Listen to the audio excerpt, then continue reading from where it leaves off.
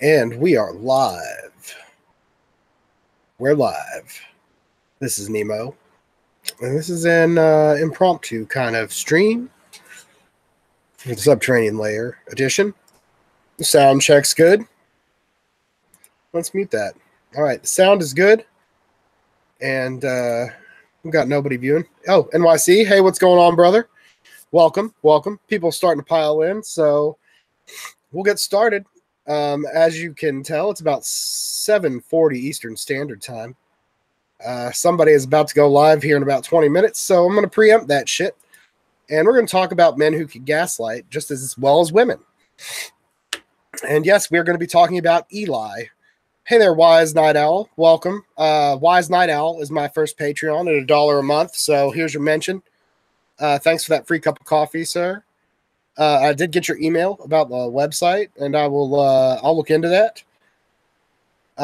Thank you for that recommendation. I appreciate that very much. So now people are going to start piling in. I'm going to go ahead and send Assistily 810 and Joe Budee a link so they can join me here.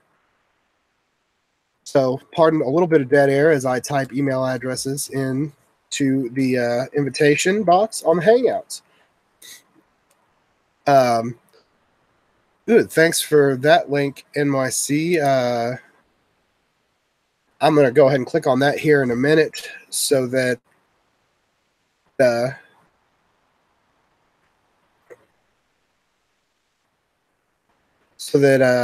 can watch that after the stream. Let's click that.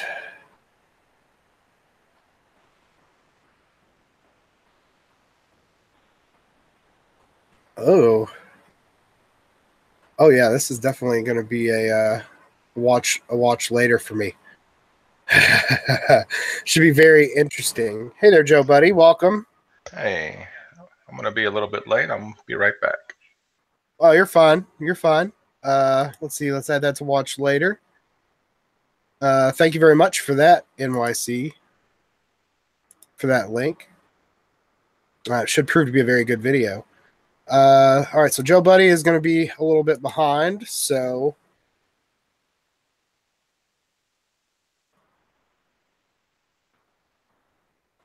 damn it, I'm going to have to go to Hangouts and find out Dynamite Rabbit's email. You can see how prepared I am. 7 watching now. I already have 1 downvote, so thanks, Eli Trolls. Or Chris Can't Do Trolls. The people that are normally coming around. It's probably Eli, because, you know, that's another subtle way that he's going to try to gaslight me and assassinate my character, as the cuck is known to do. He does it on every stream where there's someone he disagrees with, or that doesn't bow down to the business of life coaching, which, well, we all know that that's a bullshit. Assistily, we might bring He-Man on a little bit, but the 3 of us, and maybe Rabbit or whatever, you can come in, and Joe Budee can come in. We will try to discuss it from our knowledge that we already have in regards to Eli and his gaslighting. So Dynamite Rabbit, I'm going to send you a copy of the link through Hangouts chat. Hopefully you'll get it. Hopefully you'll want to join up. And there's that. So I'm going to focus back on the stream now. So I don't know if anybody caught Charles F. Gray's stream last night. Yeah, NYC. That was Blue Ball Brandon. That was Blue Ball Brandon in that stream. Very blue balled. But I don't know who else watched Charles's stream. I did. Last night. Oh, I know. You were participating. Eli was strong with the gaslighting there when he was talking to Rabbit, and especially to Jamie. I love you like a brother, man, but you're being a big fucking pussy. You know, I'm just saying. Yeah, I don't know why he keeps putting him down. As far as I'm concerned, Jamie's more red-pilled than Eli could ever dream to be. Yeah, you know, he's not simping to a single mother either. Yeah, he's always putting him down. So, that's one of the classic signs that you're being, that whoever you're around is, gaslighting you. Is the lost my train of thought there for a minute.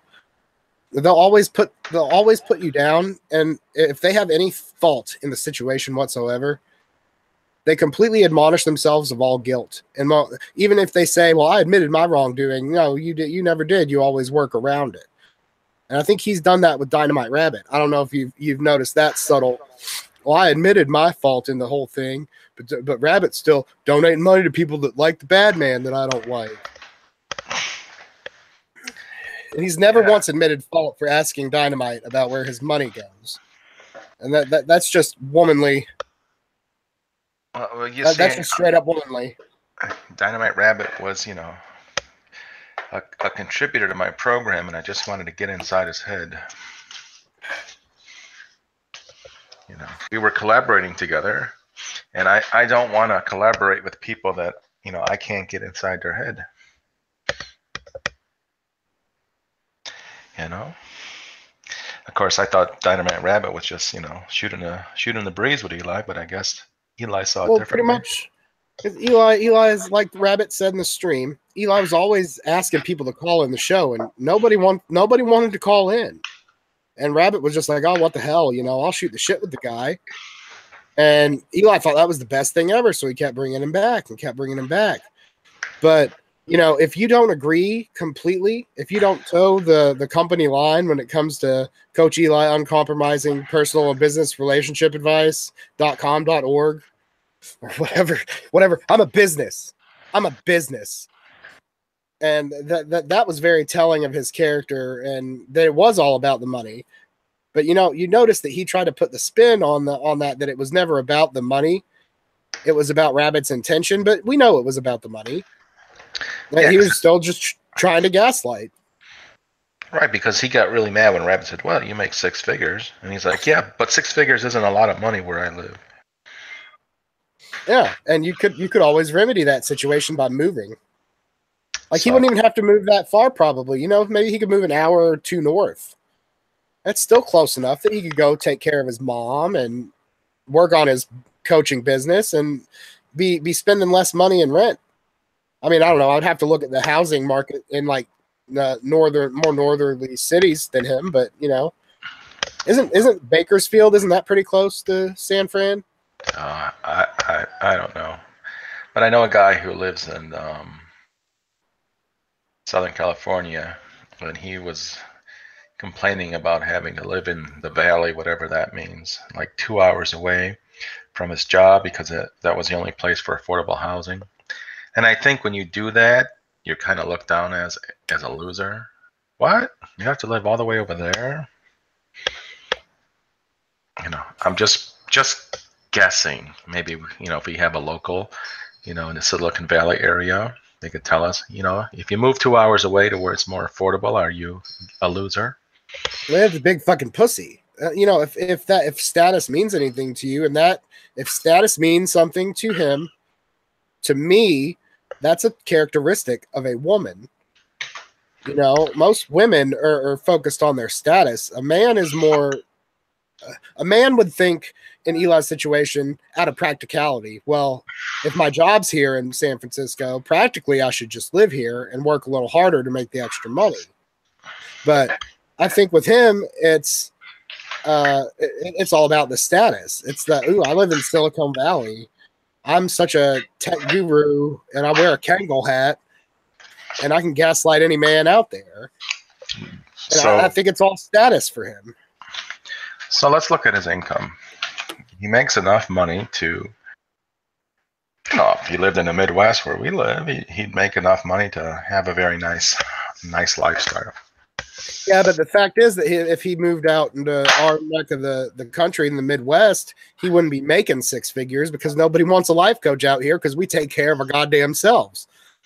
Well, he's not making that money from life coaching. He's selling insurance, which he could do anywhere in California. Well, this is true. This is true. Hey there, Whoosh. I see you just popped in the chat. Warrior and Michael, welcome. he's Glad licensed. y'all are here. Let me make sure, Michael. I'm seeing you a lot, and you're getting a wrench too. Wrench gate.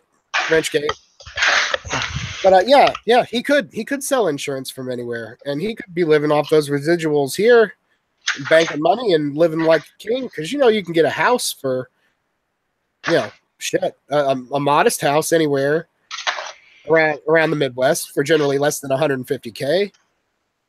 A good house too, not the rundown shithole houses. Now where I live in the Chicago metro area, which is a really large metro area. There's 8 million people in it. That's it. You live in a bigger pond than I do down here in the Bluegrass, in the Louisville metro area. But it's still, a fairly wide area. But what's the median housing price in your area? I'd probably say the low twos. However, that's the median, meaning you can still find yourself a decent house for 150. And we're talking a neighborhood that you're not going to be afraid to, send your kids to school in. Yeah, and with decent amenities. It's not going to be a high status neighborhood. It's just going to be like a blue collar neighborhood. Yeah. Oh, hey there, Charles. I know you're probably just stopping in before your interview, but welcome. You still have your wrench, and whoosh, your wrench will be in layaway here, just in case you need it. Yeah, Whoosh is refusing the wrench, huh? He only wants it when Eli is in. But yeah, you could live in a fairly modest neighborhood in your area for 150K for a decent house, no mansion, but for what? Probably at least 1,500 square feet. Yeah, or depends. I mean, there's so many older homes here that don't, they don't have 1,500 square feet. Things built like right after World War II, the housing boom. At least that's how the Chicago area is, a huge housing boom, for all the baby boomers. Or their parents, I suppose. So in the 1950s, there's so many homes here were built. And they generally range, like in the city of Chicago, they're generally, 900 to 1,200 square feet. Mm-hmm. Some of them had unfinished attics, which over the years have been finished. Like if you Google Chicago's bungalow, it's like an iconic style of home in Chicago. And yeah, we have several bungalow style houses around the area here, so I know what you're talking about. So they could easily, with the finished attics, they can easily be 2,000 square feet.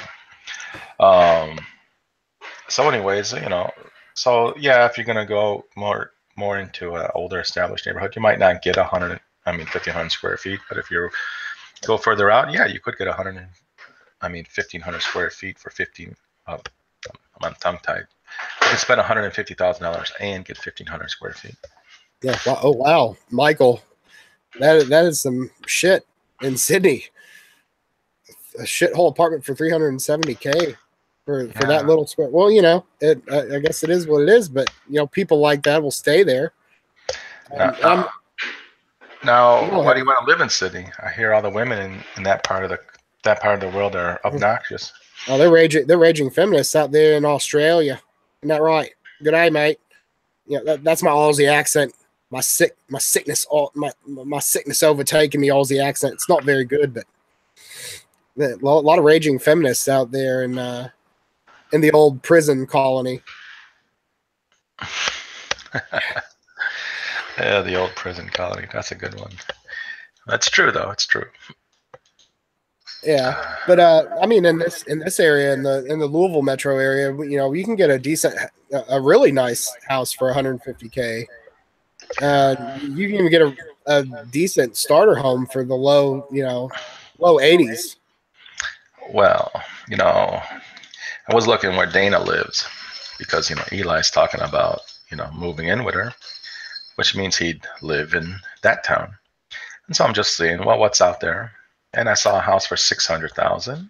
Saw a brand new house for $800,000. It was a bigger home and it had a 15,000 square foot lot. And that's brand new construction. And the real estate site had a mortgage calculator, and both of those were under $6,000. Yeah, So that's just insane to me because $700,000 here could buy a fucking mansion, you know, an estate. Oh, that's true. But I mean, Eli could. I'm just saying, Eli could do that with Dana, and you know, he could kind of have the, you know, the middle class American dream. Well, yeah, because didn't you say the mortgage was fairly low for that? Yeah, it was under 6. I mean, considering they both work. Well, yeah, and you know, and they're paying how much now? They're paying what, $4,000 combined, or $20,000. I don't know what they're paying. It's a new number every time. That's just one of those other tactics he's using to try to make everybody feel bad for him while he's out, you know, fucking gaslighting every good man that tries to help him out, and he's making a lot of enemies. Yeah, but you know, I think that we should try to get Cicely to be a life coach. Of the three of us, he's the most successful. He's younger than me. Oh. He has a 3-bedroom house, not a 1-bedroom apartment. He has a 2-car garage and 2 vehicles.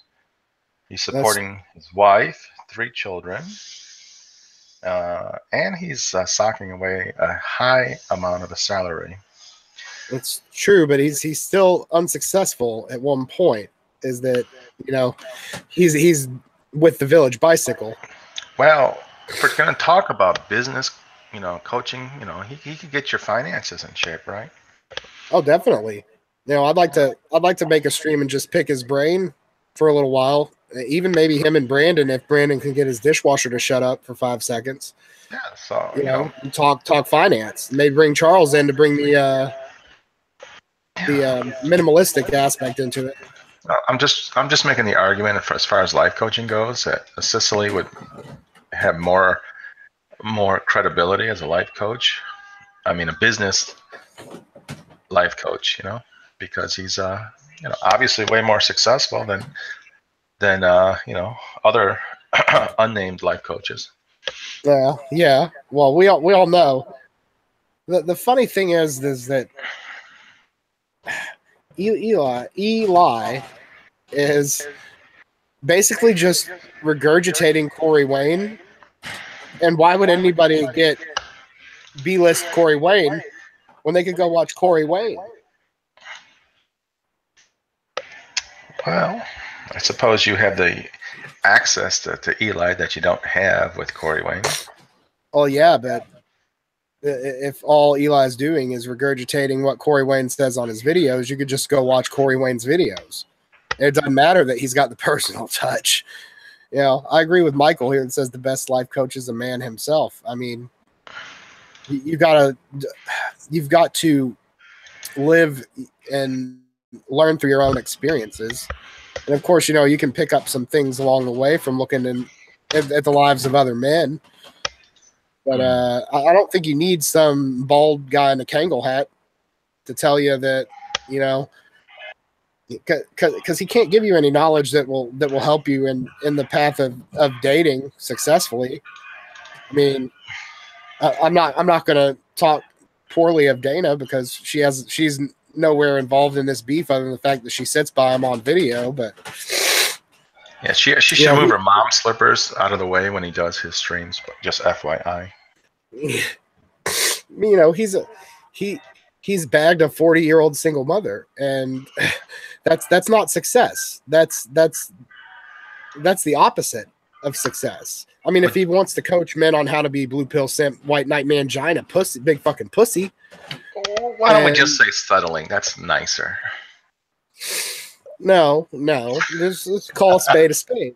I know you want to be a little more neutral, but you know, I'm chaotic neutral, so I'm going to go there. He did more than just settle. I mean, he set the fuse to his own implosion. Well, just for sake of argument, if Dana's the best that he can do, and and Eli is the best that she can do, then she's safe, right? It's a safe bet, but I mean, even the safe bet can go awry. Well, yeah, as long as Eli's doing okay, but you know, if he becomes a big loser in her eyes, then I guess he'll go the way of the first husband. Yeah, I'm gonna be a big fucking pussy.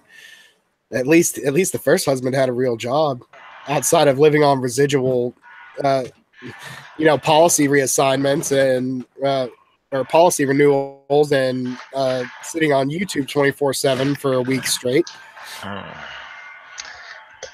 Well, I just don't know the dynamics of YouTube. Somebody was explaining this woman named Barbara to see you. That one Rabbit keeps talking about. Yeah. So I guess it was Rabbit who was, saying, yeah, she's got like several tens of thousands of subs, and she's making a few $100 a month or something like that.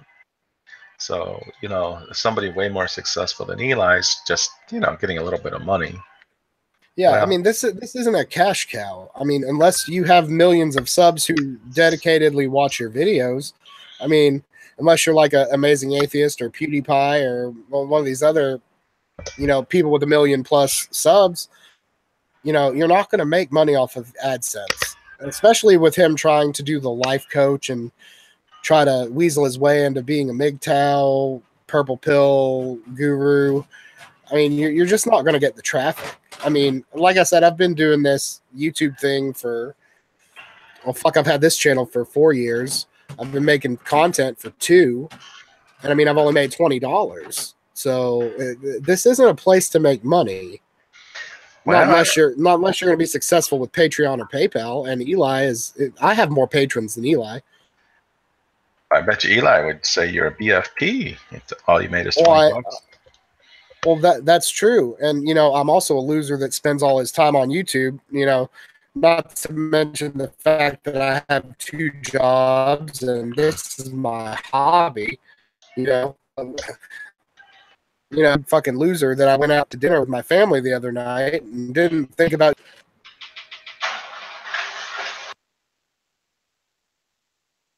on you all the time and trying to get to 1,000 subs so he can maintain his monetization. Yeah. Well, I guess if he doesn't maintain it, then he has to reapply, and I guess he's concerned that they might not give it to him. They'll look at his content and see that he's a big fucking pussy. I don't want to pay this guy for this shit. Well, that's true.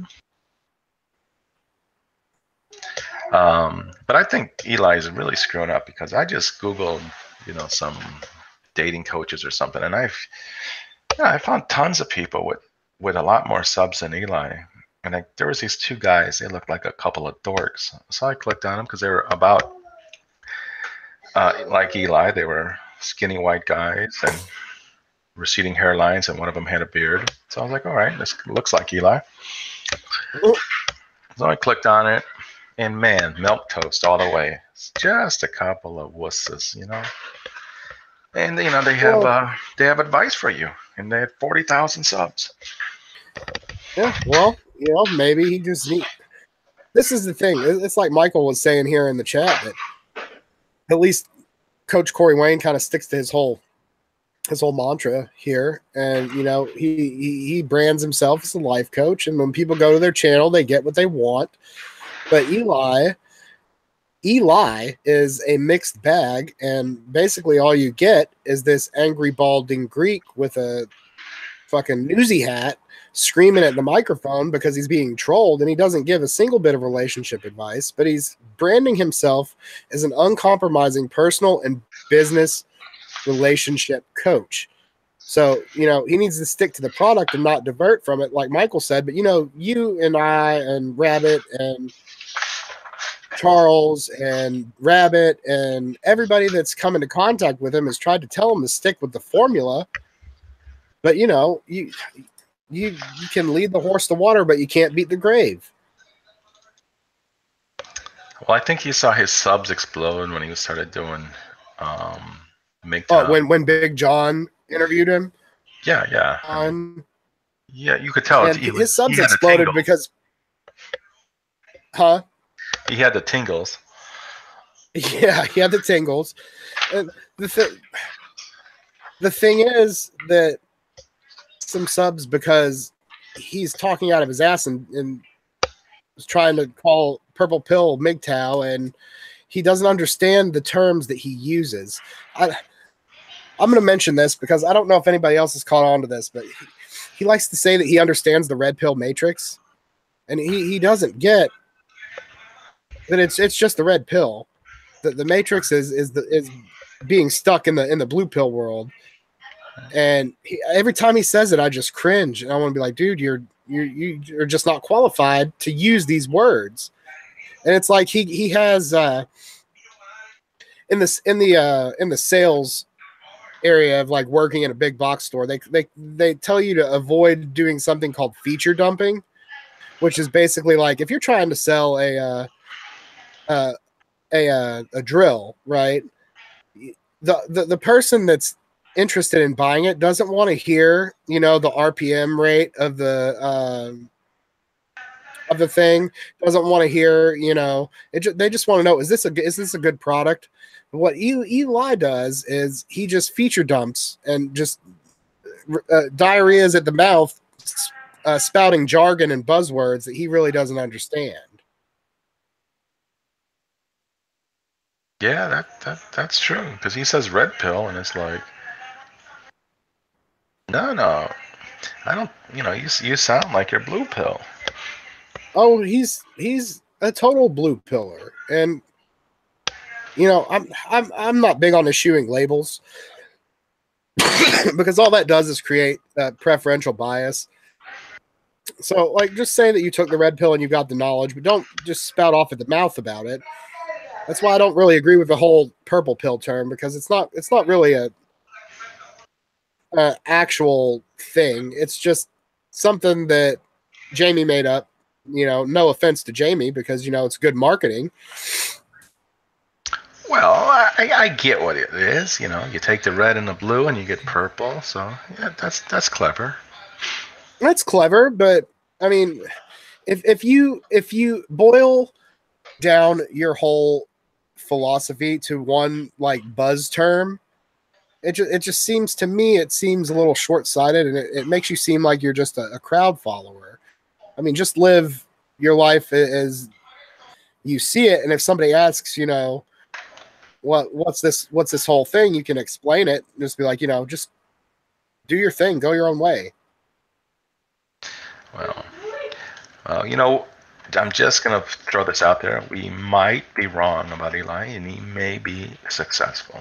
And I'll give you my theory how that might happen if you want to hear it.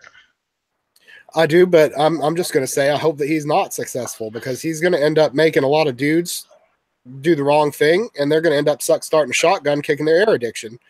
But I'd like to hear your theory. I'm interested. All right. So this whole live streaming thing is, it's kind of exploded in the manosphere. And when Howard Air first started doing it, I got a notification he went live. So I listened to his very first live stream. And he's inviting people in because, he doesn't want to, either talk by himself or, is running out of things to say.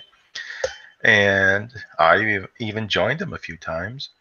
But one thing I noticed was so many young dudes were calling him, 20s, teens even. And what they were looking for was like advice, like how to be a man, or what should I do? What, I can marry a woman and bad things happen? Oh no, help me, Howard Dare. But over and over again, so many people either on the streams or in the chat box were talking about, how can I find, I'm just going to, paraphrase, how can I find a safe woman? Well, that doesn't sound red pill, that sounds blue pill. Of course. I mean, I think that's the problem with a lot of the more mainstream MGTOW channels, is that they're attracting a lot of blue pill guys. And that's not necessarily a bad thing, but, they're going to try to, some of them might steer these guys wrong, and, make them believe there's a truly safe woman. Okay, so which I don't think there is. Go ahead. Sorry. So the reason I brought it up is because Eli, that's Eli's thinking, is that there's these blue pill guys are hanging out in MGTOW areas, And that what he says, I've seen it too. Then I asked JB Gunner last night if he agrees with that, and JB Gunner said, "Oh yeah, a lot of blue pill guys are here." And so here's the divide. JB Gunner's like, "Yeah, what we need to do is we need to tell these guys the truth and save them by going MGTOW." And Eli's like, "Yeah, what we need to do is we need to tell these guys that you can still have a good woman." Yeah. So, like completely not agreeing with JB oh at all. yes. So they're like that. If this was a superhero movie, they'd be arch rivals, right? Oh yeah. We'd have the mystery wrestler JB Gunner and the super cuck Eli. Super cuck with a purple cape. He doesn't even need to be associated with. I mean, if he's going to be associated with the purple pill, like I said, not that I really agree with that whole metaphor or anything. It's just it's never going to be widely accepted. But Mindframe kind of had the good comment where he said, "Well, we accept Charles." And he has pretty much the same ideas as you in a roundabout way, but it's all personality. And his personality is destroying any chance that what Charles does, or to a lesser extent, or maybe even the same extent, what Jamie does, is going to turn people off because they're associating it with Eli. Well, I think having Dana around also stirs up the pot. Well, yeah, because you're going to try to come on and give advice to men, and you say you want to help men, but you got your wall-ridden single mother sitting with you, and nobody's going to take you seriously. That's right. Uh-oh. Oh, welcome, Cicely 810 has joined the chat. Thanks for having me. You're always on here, brother. MGTOW's the only way to live. Darren said you got to go to Eli's stream and send him some shackles. Yeah, hold on one.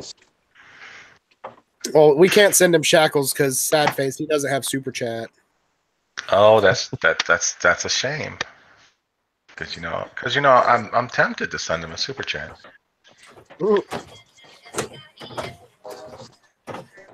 Well, I got to mute for a second, guys. Can you guys hear me all right? Yeah, I think his honey's ringtone just went off. Something went off. Yeah, I bet you. I bet he's got some woman he's not telling us about with a special ringtone. Sounded like a pop song just went off in the background. Well, I appreciate. Just want to say I appreciate the kind words, Joe. You really made my head swell up there for a few minutes. I had to wait till it went back down before I could make it through the door. Wow. No problem. Hey, I wish I was as successful as you when I was 28 years old. Well, I appreciate that. I guess it all depends on how you define success, right? Well, yeah. I mean, I know part of your life's going well and part of it's not. So, yeah. Yeah, got to take the good with the bad. That's for sure. That's better than both parts of your social or your it's better than both being bad, right? Yeah, at least I have something to look forward to here, or something to give me hope. Yeah, because I mean, if you were broke and couldn't rub two nickels together, just imagine how much worse things would be. Yeah, I mean, you would think, they say some of the biggest money fights in or they say some of the biggest fights in a marriage is over money problems. Golden, but my wife just doesn't use her fucking head. She uses her heart instead of her head. Well, I was young. I was young, and I had 3 kids by the time I was 23. I was not prepared, and I'll just tell you this: that the stress, it's always there. There's more need than your ability. So yeah, it's like it's just a drag. Yeah, and I got always been lucky. Oh, go ahead. I'm sorry, Joe. I thought you were finished. We're gonna have a cameo with the little guy here. I've always been lucky. I've always been able to out-earn my stupidity, so to speak. probably at the expense of my health and my body and my family's well-being, and a lot of missed holidays and a lot of missed events and stuff like that. But whole, and now that we're out, it feels fucking good. I must say that. Not get in the hole in the first place.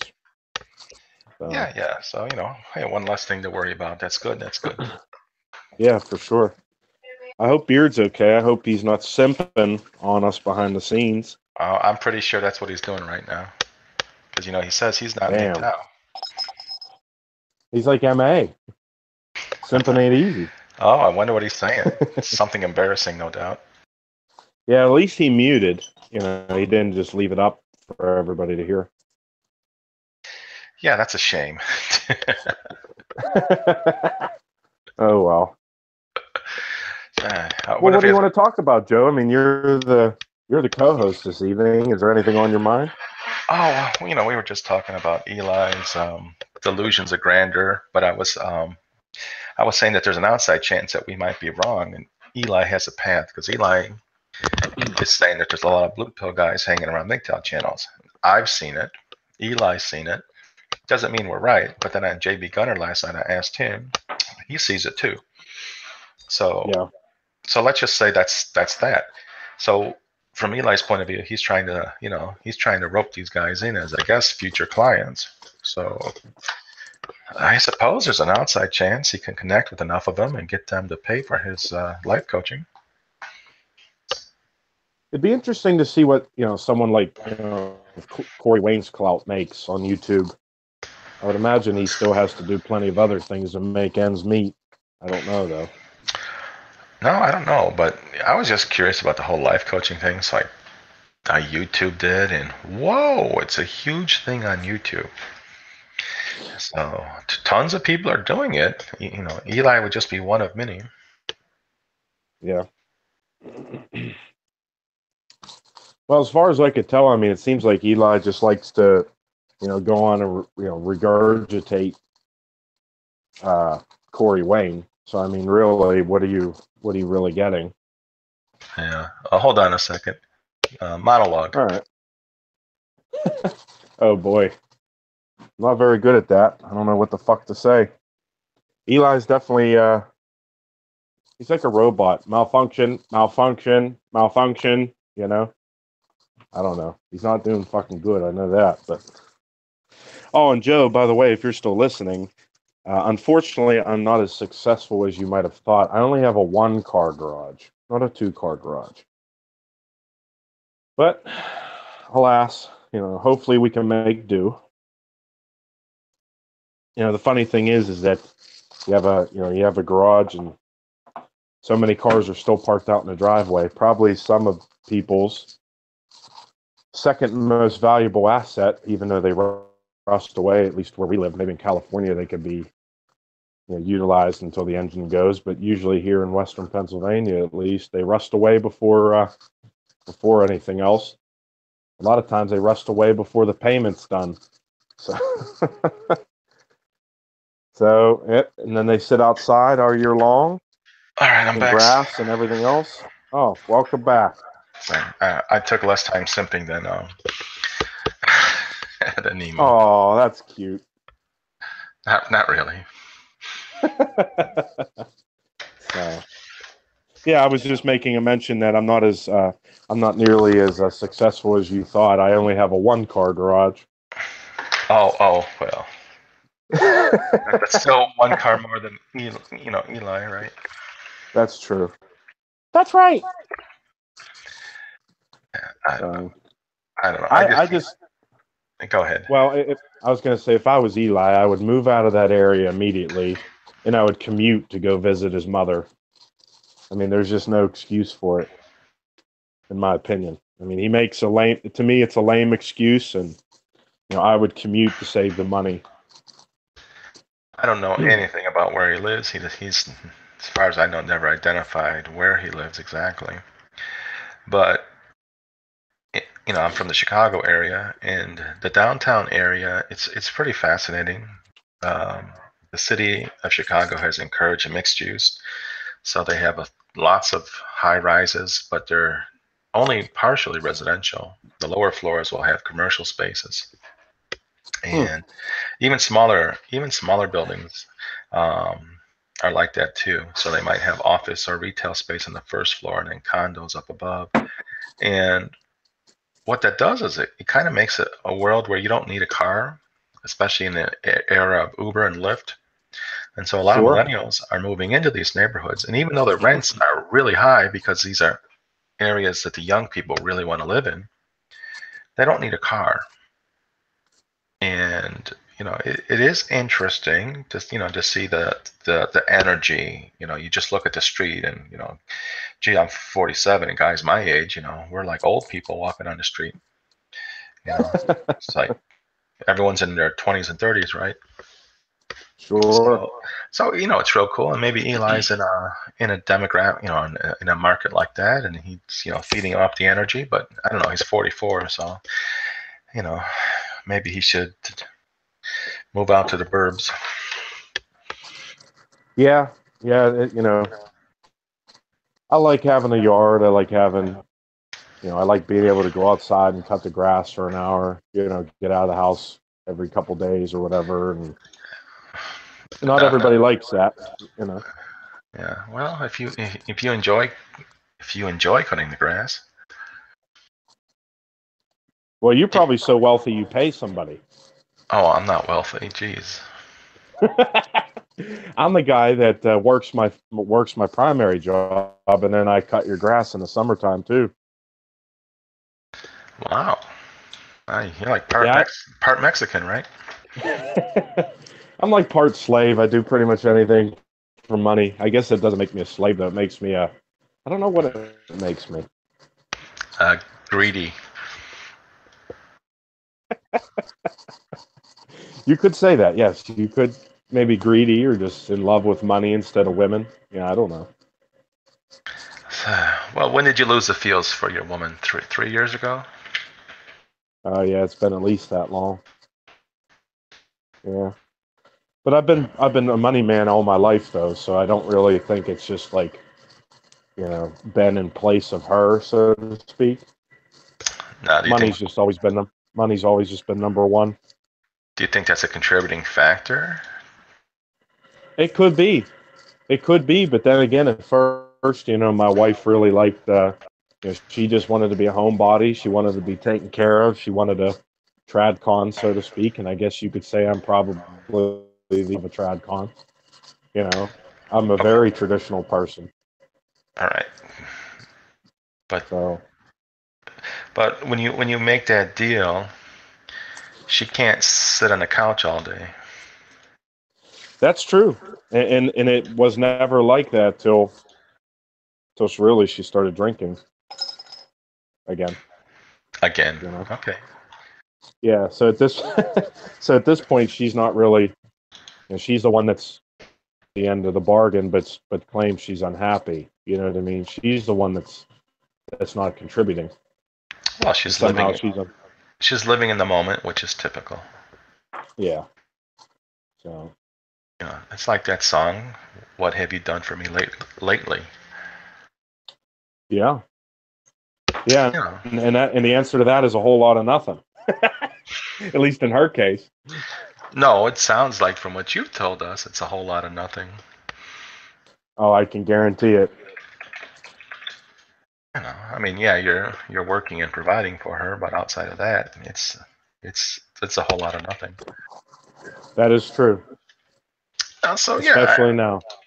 And when you withhold the affection and love, that's like starving her of oxygen. She's blue, all right. She's blue.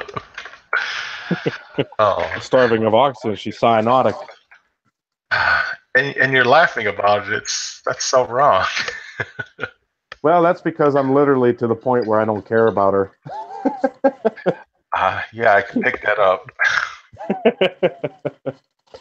I mean, I would like to see her get better and get well and everything else. I mean, but after everything that we've been through, I don't think ever go back to where we were, at least not as far as love and romance and all that stuff. I mean, trust me, it was there. But the moment she quit was the moment I quit. And wow.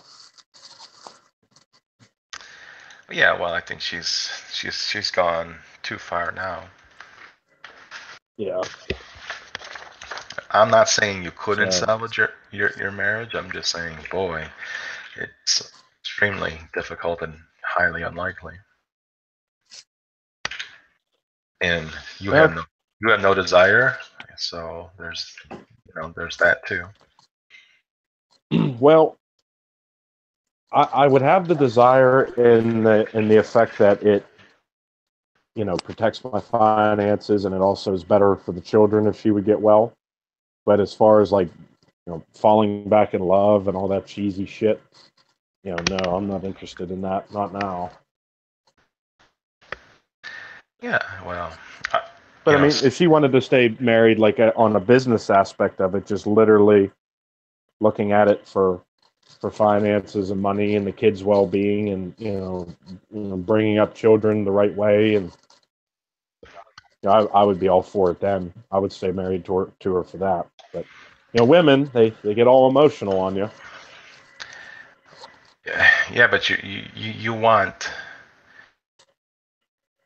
what you want, but you're not giving her what she wants, so that can't possibly work. For you to get what you want, you'd have to give her what she wants. Well, that's what I'm trying to say, though, is now that we're this far gone, that's not going to happen. It would have before, she turned into the town whore. But now it's going to be impossible. So it's up to her, really. The ball's in her court, really. What she wants to do. What do you mean? Are you saying that she could stop doing that and you would be able to love her again? No, I'm saying the ball's in her court if she wants to accept, a loveless marriage, and she could, basically an open relationship, but a loveless marriage just for our financial and kids' sake. I can't imagine many women wanting to do that. No, I doubt it, and that's probably why she's still pushing for a divorce. Wow. So you'd rather have that happen than try to love her again. Well, I could put on a facade. But I mean, having sex with a woman that's been doing what she's been doing, I'm not so sure that's a good idea. Well, I'm not saying that you do that without change on her part. What I was asking was if she were to change, if she were to say, "Gee, I'm sorry," and I know you made this agreement before she did that, but I said, "Gee, I'm sorry. This was a bad idea. I wish I didn't do it. I'd like to go back, to the way we used to be."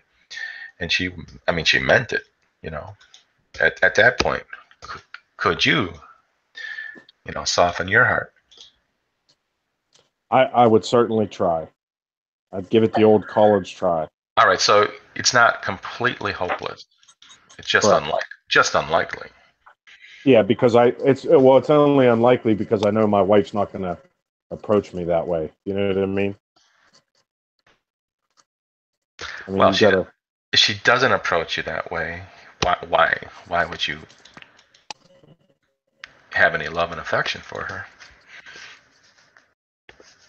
I'm not going to, and unless she. But that's what I'm trying to say. But why would any man? It's not, that's just a rhetorical question. When I said you, it's like, why would any man? All right, sorry guys, I'm back. Are you just had simping? Simping ain't me there. Yeah, I had to go up and unload some bottled waters out of the car, and do some shit around the house. But I'm gonna be a big fucking pussy because I helped my sister out. You're a man's man. It's some girl called you on the phone. Isn't that true? God, I wish. I could use some pussy, but that was just partially a joke. I wouldn't. If a woman called me, I'd probably tell you all. I really don't give a shit. I don't identify as MGTOW or purple pill or what the fuck ever buzzword you want to call it. Well, here's what you missed. Assistily says that if his wife was repentant and said, gee, that whole open marriage thing, she doesn't like it, wish it never happened, and wants to go back, he would be open to trying to work things out. Are you fucking stupid? Well, only not because I would ever love the woman again, only for financial and the kids' reasons, kids. Oh, well. My feelings I would assume important. that if she wanted the open marriage thing to end, it's because she would want you to start dicking her good again. And we know you're not going to touch that even if it was stolen, right? Right. So it's not beneficial to her to not have an open marriage anymore at all.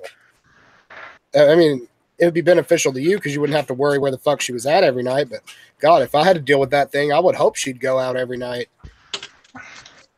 Well, yeah. But what if she got over her drinking, depression, changed her ways of going out with other guys? Then she would she hop on a treadmill? Then she'd be attractive again to TFC. Only if she started fucking dropping some of that disgusting fat that she's packed onto her fucking body. Fucking Ahab would chase that white whale. Woo! Ahab. I mean, sorry to be blunt, but I mean, we've both seen her before. Oh, speaking of harpoons, can somebody tell me what the hippo pill is? That whole exchange. Something about JB's live stream. I don't know. I'm assuming it's about land whales. Well, that was Dynamite Rabbit. He was mentioning a zebra and a giraffe, and then he mentioned something about hippo pill, and Eli took that as him talking about Dana. You're talking about Dana, you son of a bitch. Yeah, that's all it was. That could actually bring us back. No, go ahead. What I could piece together was JB had said something about hippo pill on his live stream that went private. Oh, I don't know. I didn't get to see any of it. Oh, well, if anyone in chat knows what the hippo pill is, let us know. And why did Dana think it had? Yeah, and why did Dana take it personal? Well, I'm pretty sure that was all about Dynamite Rabbit, and Eli blew it out of proportion like Eli does, and automatically. See, you don't even have to talk about him while you're talking with him, but he automatically goes on the defensive, thinking that you're making fun of him or you're making fun of Dana, and takes it as like the biggest slight in the start of World War IV, because we already had World War III. Right. And that was a short and boring war.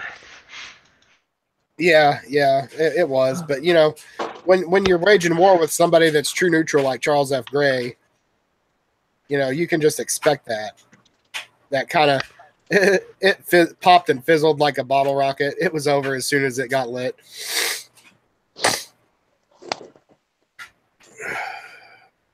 Well, enough about me and my old lady. Yeah, but now since all three of us are in the hangout and I'm not doing house chores, we could talk about the topic of men who gaslight, most specifically Eli. And I've said several things that I've noticed that he does that remind me of the worst gaslighting. Like, it's worse than my ex-wife did. And she was an expert. But Eli, he sets the bar. Like, that bar just got raised. Like, even the best high jumper couldn't clear that. Damn. But I mean, have either of you noticed any of his tendencies to gaslight anybody that he's against? Well, I mean, the only thing I could say is he likes to lead people into the conversation. He likes to, give you questions that you really can't disagree with him on, or he wants you to agree, with you, right? I don't know if has anything to do now, with it. Breaking news, guys. Now, I just got word that Chris Cantu, he wore a blue shirt in his last video. What do you feel about that, Sicily? Yeah. Sicily? Do you know? Yeah. That's and then exactly you try to what he agree and does. say, well, really, no. You see, he was wearing a red shirt, and you just saw, your eyes saw that it's blue because I said so. Well, yeah, I mean, according to questions. Yeah, and according to Eli, he wants to know, why you hate him so much, and he thinks it's because you're not over your last breakup. And I told him I think that's totally ridiculous. Yeah, Darren, go ahead, go tell Eli that we're talking about him, because I can't do it because I'm blocked. He's not blocked on my channel. He'd probably come in and be like, bearded, can I ask you something? Can I ask you a question? Am I blocked from commenting on your channel? And then someone in your chat. And here's the thing, like this is something that really pisses me off about Eli, and something that he did regarding Jamie, and tries to make it seem like Jamie doesn't give a shit about his YouTube channel because he doesn't watch the chat. And here's the thing about that is that when you're engaged in a live stream that's about a topic, like Jamie's show was trying to be, if you sit and watch the chat, you're going to miss the conversation. And really, you're there to provide a video for people to watch. So if you're Hawkeye in the chat, you're going to lose control of your stream. And Darren, irritating him would be the best thing you could do. So go ahead. Nemo, since you're 1, blocked, and 2, doing your own stream, is there any message you would like Darren to give Eli? Yeah, I would like to forward the message to him that he can't dictate how people interact with him, and he wants to try to go one-on-one with guys like me, and he wants to do it on his own turf after he already knows the terms and conditions of how it's going to go down. I laid it out. The only way that I'm going to go toe-to-toe with him and be in the same stream as him is if we do it on Jamie's channel, because I can get the super chats from it.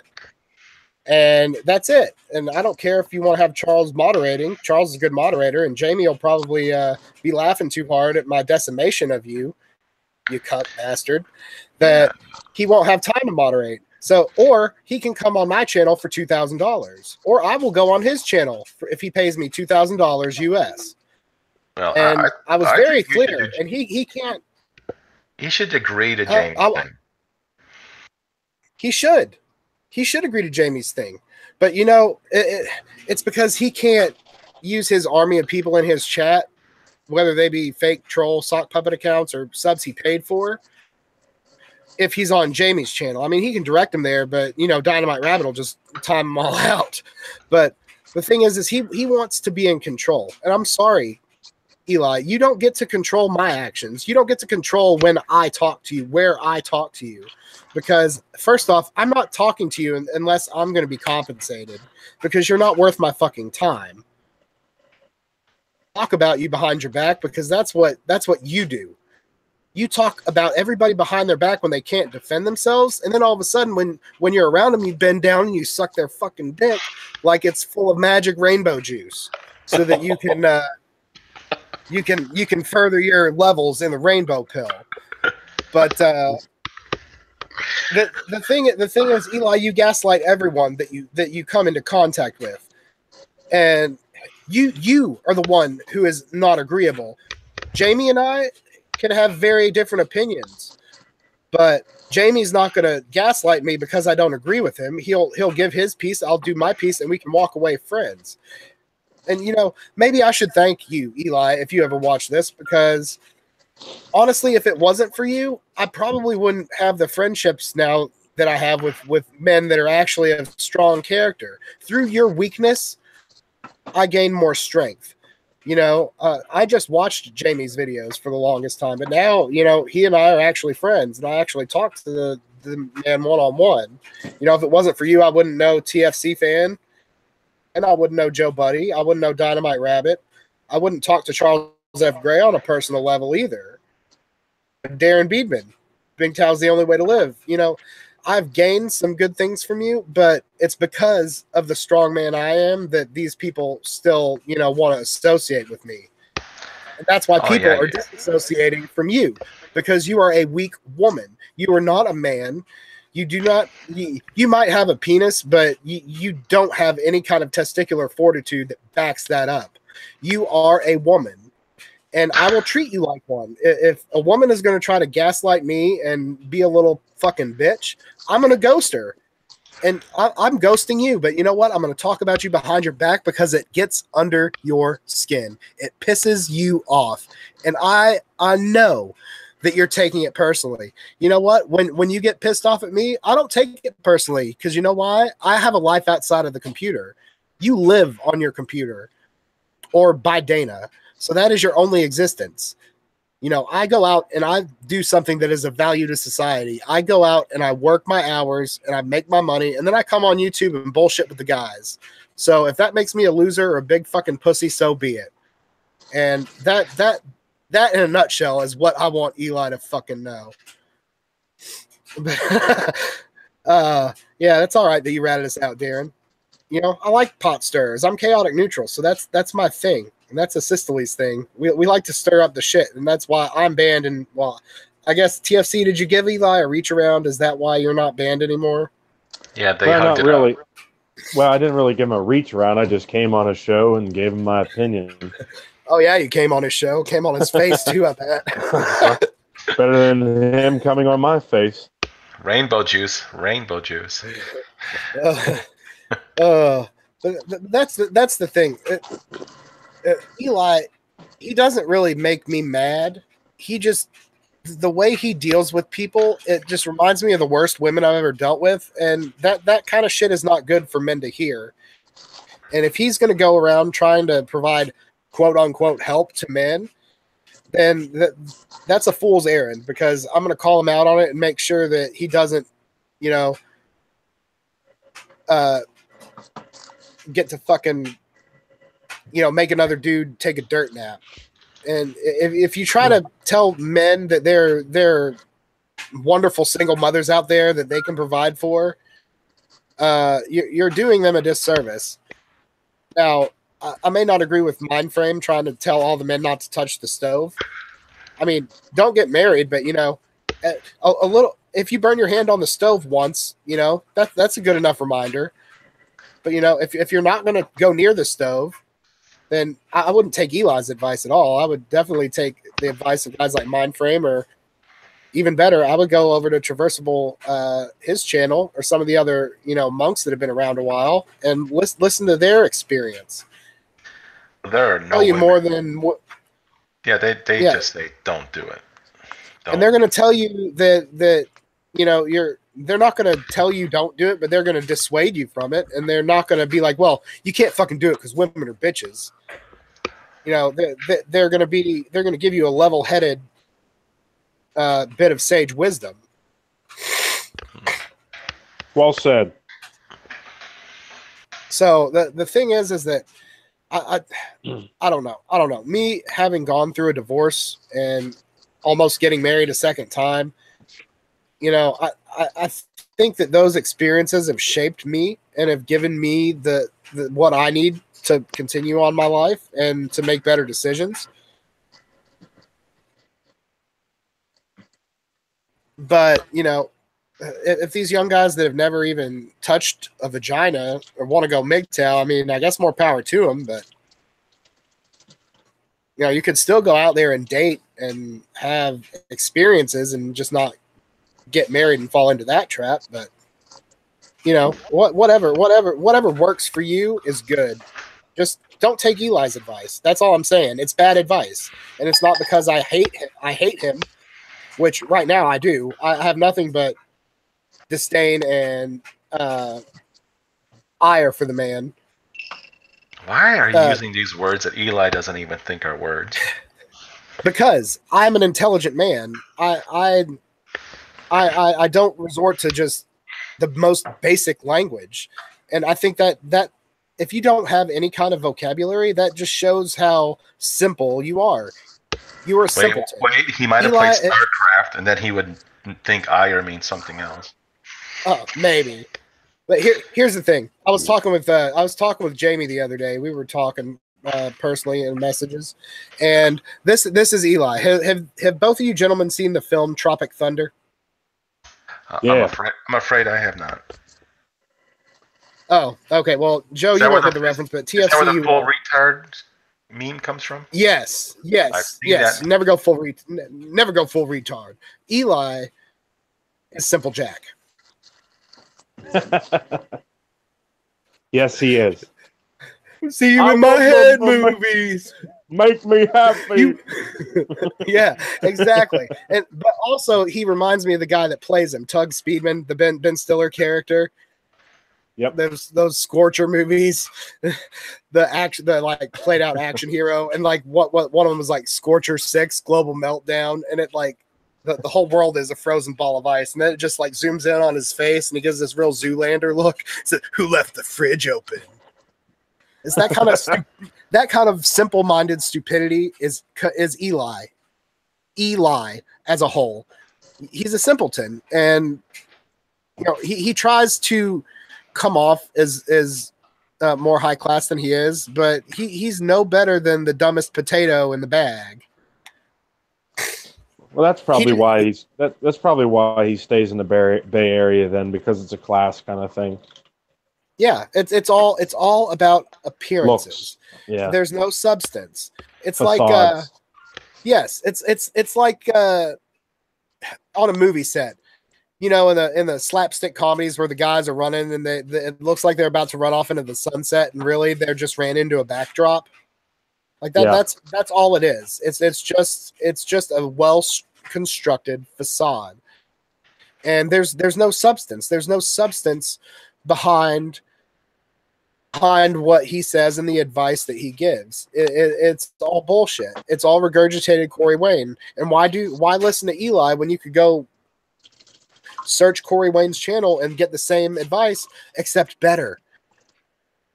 And I don't even like Coach Corey Wayne. I think he's a real kind of soft-spoken like milquetoast guy, but you got to wait for opportunities for sex to happen.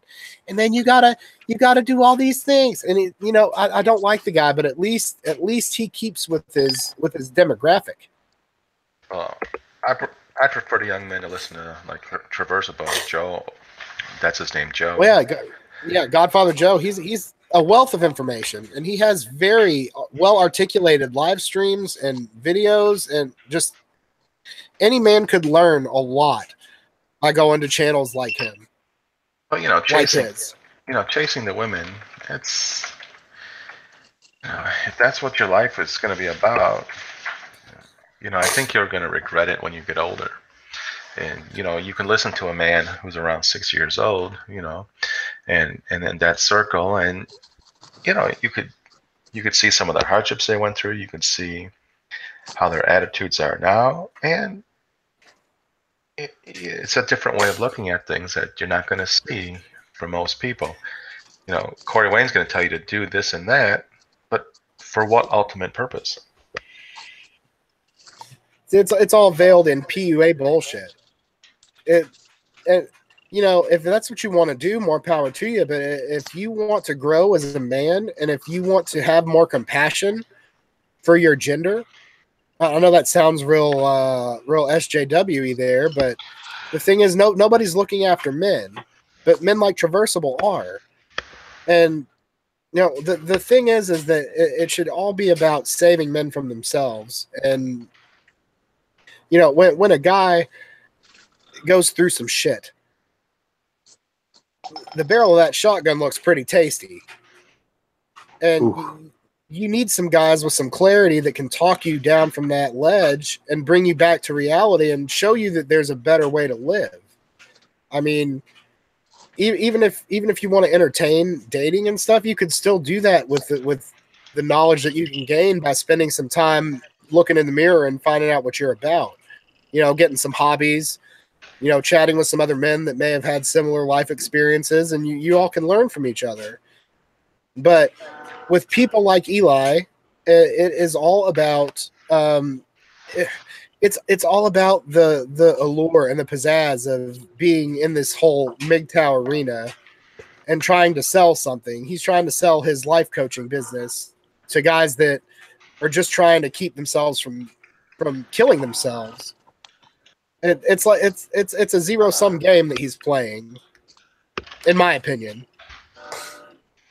Well, I did point out my theory of how he might make it work. I don't think he will, but I think he'd be better off just being upfront and saying, "Look, guys, women are they're tricky, and I'll help you out. And life's difficult, but I can help you be more successful making money." I think he should just make a channel like that. I think so too, but we've given him this advice on several occasions, and he just wants to turn it around and say that we're just jealous and we're big fucking pussies because we don't agree with him. It's just like with the whole can't do situation. He wants everybody to rally behind him against the bad man, and heaven forbid, if you like something that the bad man says and you give him, $20, which what can you buy for 20 fucking bucks these days? A lot of butt hurt. Yeah, it's petty. It's petty. Lies. What I'm gonna start fucking calling him now. But I agree. Whoosh. Suicide is the permanent solution to a temporary problem, and yeah, but and it's hard to talk a lot of men out of taking that fucking permanent fix. But it needs to be done. There need to be more men driving other men away from that. Everybody needs to stop. I wonder how many men just do it, and they didn't tell one single person how bad off they were. Most. A lot of men don't seek help. That's the thing. It's the dirty secret, because they tell you to man up and don't worry about how you're feeling and don't talk about the bad things you've gone through. Just suck it up and fucking push through. And that's detrimental, because when you push that shit down, it only will take one thing. It could take the smallest fucking injustice that you can face, and all of a sudden that switch goes off, and you just decide, hey, I'm going to swallow a bottle of pills and down a bottle of whiskey and end it all. And they don't think it through, but they just fucking do it. Someone's microwave is working. It's because it doesn't have a vagina. Isn't that right, TFC? Fuck. Yeah, I'll have to call back, guys. I'm sorry. They're fine. All right. It's not my microwave. Anyways. All right. Bye-bye. All right. We'll see Assistly 810 in a minute. But, the crippling depression that men face after going through some shit like a divorce, or even just a really, really bad breakup, the men don't get the help that they need. And Michael brings up an interesting point that even going to a psychiatrist is risky, because they'll try to get you back to the plantation. And here's the thing is that if it's marriage that you're having a problem with, and your woman and your dishwasher tries to take you to marriage counseling, it doesn't work, because the marriage counselors are in the woman's favor. And a lot of psychiatrists want to do the same thing. They want to just be like, well, you got raked through the coals, but you shouldn't cry about it. Maybe you just need to go try to find a different one and see if that works. I don't know, but I think that you could get a lot better help in that situation with going to other men that have been through it, because they're all going to have something in common with your situation, and they're all going to have felt the same things that you've felt before. Like I really didn't get a grip on my divorce until I had spoken to some other divorced men and gained some perspective. And right after my divorce, I thought about going down that permanent road. Not super seriously, but the thought had crossed my mind, and I suffer from depression anyway. So, that thought will always cross your head when you go through something big like that. But some men just have more resolve and actually go through with it. And, like Joe, when you got divorced, how did you deal with any of the feelings? well, not well. I mean, geez, I was feeling as low as it was like my lowest point of my life. I wasn't gonna, do anything permanent to that temporary problem, but no, I felt pretty bad, and it was consuming. It was like, it's like you could not think about anything else. It was just like tinting your whole outlook in a bad way. Like when you're in love, everything's great and wonderful. Well, just do the opposite. Everything's bad and gloomy.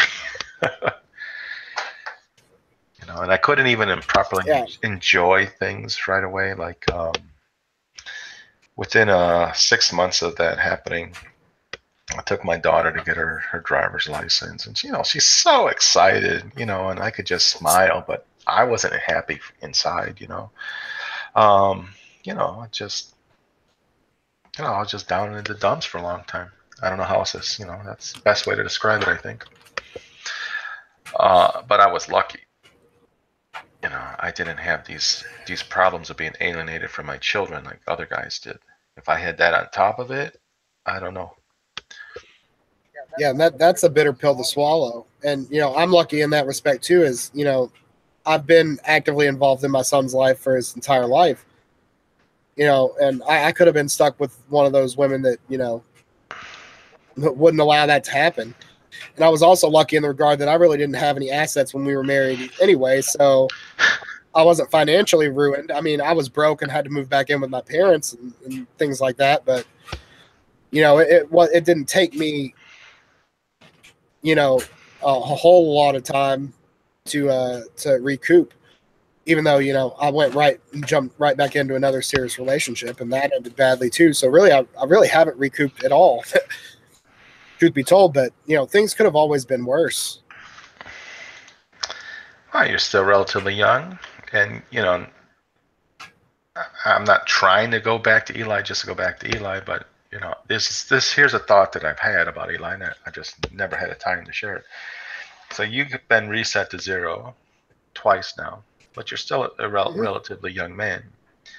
But Eli is 10 years older than you. And I don't think he's that much up past 0. Oh, so, he's not. That's why he's trolling so hard for other people's money. Right. So as much as I like to hate on Eli for saying stupid stuff, isn't that right, Dad? I'm a real man. Oh, jeez, That's right. Oh, jeez, man. Don't say, Eli, stop doing stuff like that. But I do gotta respect the guy for trying so damn hard. I can sympathize with where he's at in his life, and he doesn't want to be 55 and broke as can be. Well, then maybe he should get a real job. Maybe he should go back to selling insurance. We're not forcing him to sit at home on YouTube all fucking day. Well, the business isn't taking off. So at some point you need to make that your pastime or your hobby to do on the side while you're out hustling. Because if you're living at a place where you need to make more money, he would make more money if he would just go and do a day job and then do YouTube at night. I mean, how hard would that be, Joe? It depends how much he hates selling insurance, I suppose, but it doesn't sound that hard. I mean, when you sell insurance, what are you doing? Answering the phone? Okay, I'll give you a quote. Either going to be at the best price or it's not going to be the best price. Yeah, I don't know how it works, but I'm sure it's either you're answering a phone or you're calling people. And once you got them, then there you go. Okay, well, I sell 10 different types of insurance. They have one. I'm going to sell them. I'm going to sell them other policies, and that's how you make your dough. Home, auto, life, just the big ones to start with. Yeah, I mean, if he's licensed to do that, I'm sure he could do it from his house, right? Sure. He said he was his own entrepreneur. Entrepreneur, more like. But do that shit at home and do it, and then maybe do it part-time to bring in more money. So you'll still have your residual, you know, your renewals and stuff like that, and still be getting commissions. You could do it part-time and make more money. And then, you know, half of your day you can do YouTube and the other half of the day you can do your actual job. But he sits there and he bitches because it costs so much to live in the Bay fucking area. But he doesn't do anything to improve his station. He's just living off his residual income and being a lolcow on YouTube all day. But yet people like me are a loser because I spend all my time on fucking YouTube, even though I work 2 fucking jobs. So, you know, so I must have missed that. Eli, did he call you a loser? I'm pretty sure, like, he was lumping me and Rabbit and fucking Dynamite Rabbit into the same group. You know, Rabbit is retired and he's made his fucking money. So if he wants to be on YouTube all day, that doesn't make him a fucking loser. I mean, he's always muting his mic to go take care of things, so it's not like he doesn't have a fucking life. Yeah, Eli's just like pissed off at Rabbit because Rabbit spends his fucking money on people that aren't him or the bad man that he hates. All right. Well, this is a kind of a, I don't know, well, I'm not sure the right word. Let's just say a screwed up mental trait. So Rabbit comes onto a show all the time. So like that automatically means like Rabbit should be loyal to him and in Eli's camp. I don't think it works that way. You know. It doesn't, because by the same token, I should have been deathly loyal to him too. But I mean, I'm sorry, when you do something like he did to Rabbit, you know, whether you agree with how Rabbit reacted or not, a friend doesn't do that to another friend. A friend doesn't pull that kind of petty theatrics to shame a man because he spent some of his money. Women worry about how much you spend or where you spend it. And last time I checked, Rabbit's money was Rabbit's, not Elias Mellis's. Now, Eli's like saying, well, you know, you've been on my show so much. We're like buddies now. And buddies give me money. Yeah. Yeah, the thing is, I don't expect any of my friends to give me money. I don't expect anybody. I don't expect any money. That's good, Nemo, because I was expecting you to give me some money. Yeah. Well, if I had the disposable income, I'd be your patron. Because your video parodies have been good. I'm just looking for my first $1 a month Patreon patron. Oh gosh. Hey, you'll be in the same boat as me. We're already bills ahead of Eli. I just want a Patreon so I can say, look, Eli, look what I did. I put my Patreon account up and I got a Patreon already. Yeah, that's what I did with my video the other day, but I'm sure he says he doesn't watch it, but I know he does because I'm downvoted. Like, you notice that once I started cooling on Eli and not being as behind him all the time, you notice that that's when all of the downvotes started coming in on my videos. Have you noticed that? Yeah, so it's interesting. You have a group of people, or one person at least, who's hating on you. For what reason? Yep, because I'm behind Dynamite Rabbit. Whoa. Or because I was associated with Eli at one point, and I called Chris Cantu can't do. I particularly care for the man. Yeah, I need to go to chat here and ask a question. But I'm so confused which chat box I got open. I think this is ours. NYC Kareem McTowell says, Joe Cool is going to get a battering ram right into a shitter hole. Is he talking about me and why? Just curious. Take your time answering, NYC. 10 seconds. Oh, yeah, the 10-second delay. Yeah. Oh, and I was going to say, since Dynamite Rabbit's such a loser that sits at home on YouTube all day, why isn't he here? Because I sent him the link like at almost the beginning of the stream. So that already proves the cuck's logic wrong. And he's just trying to suspend disbelief.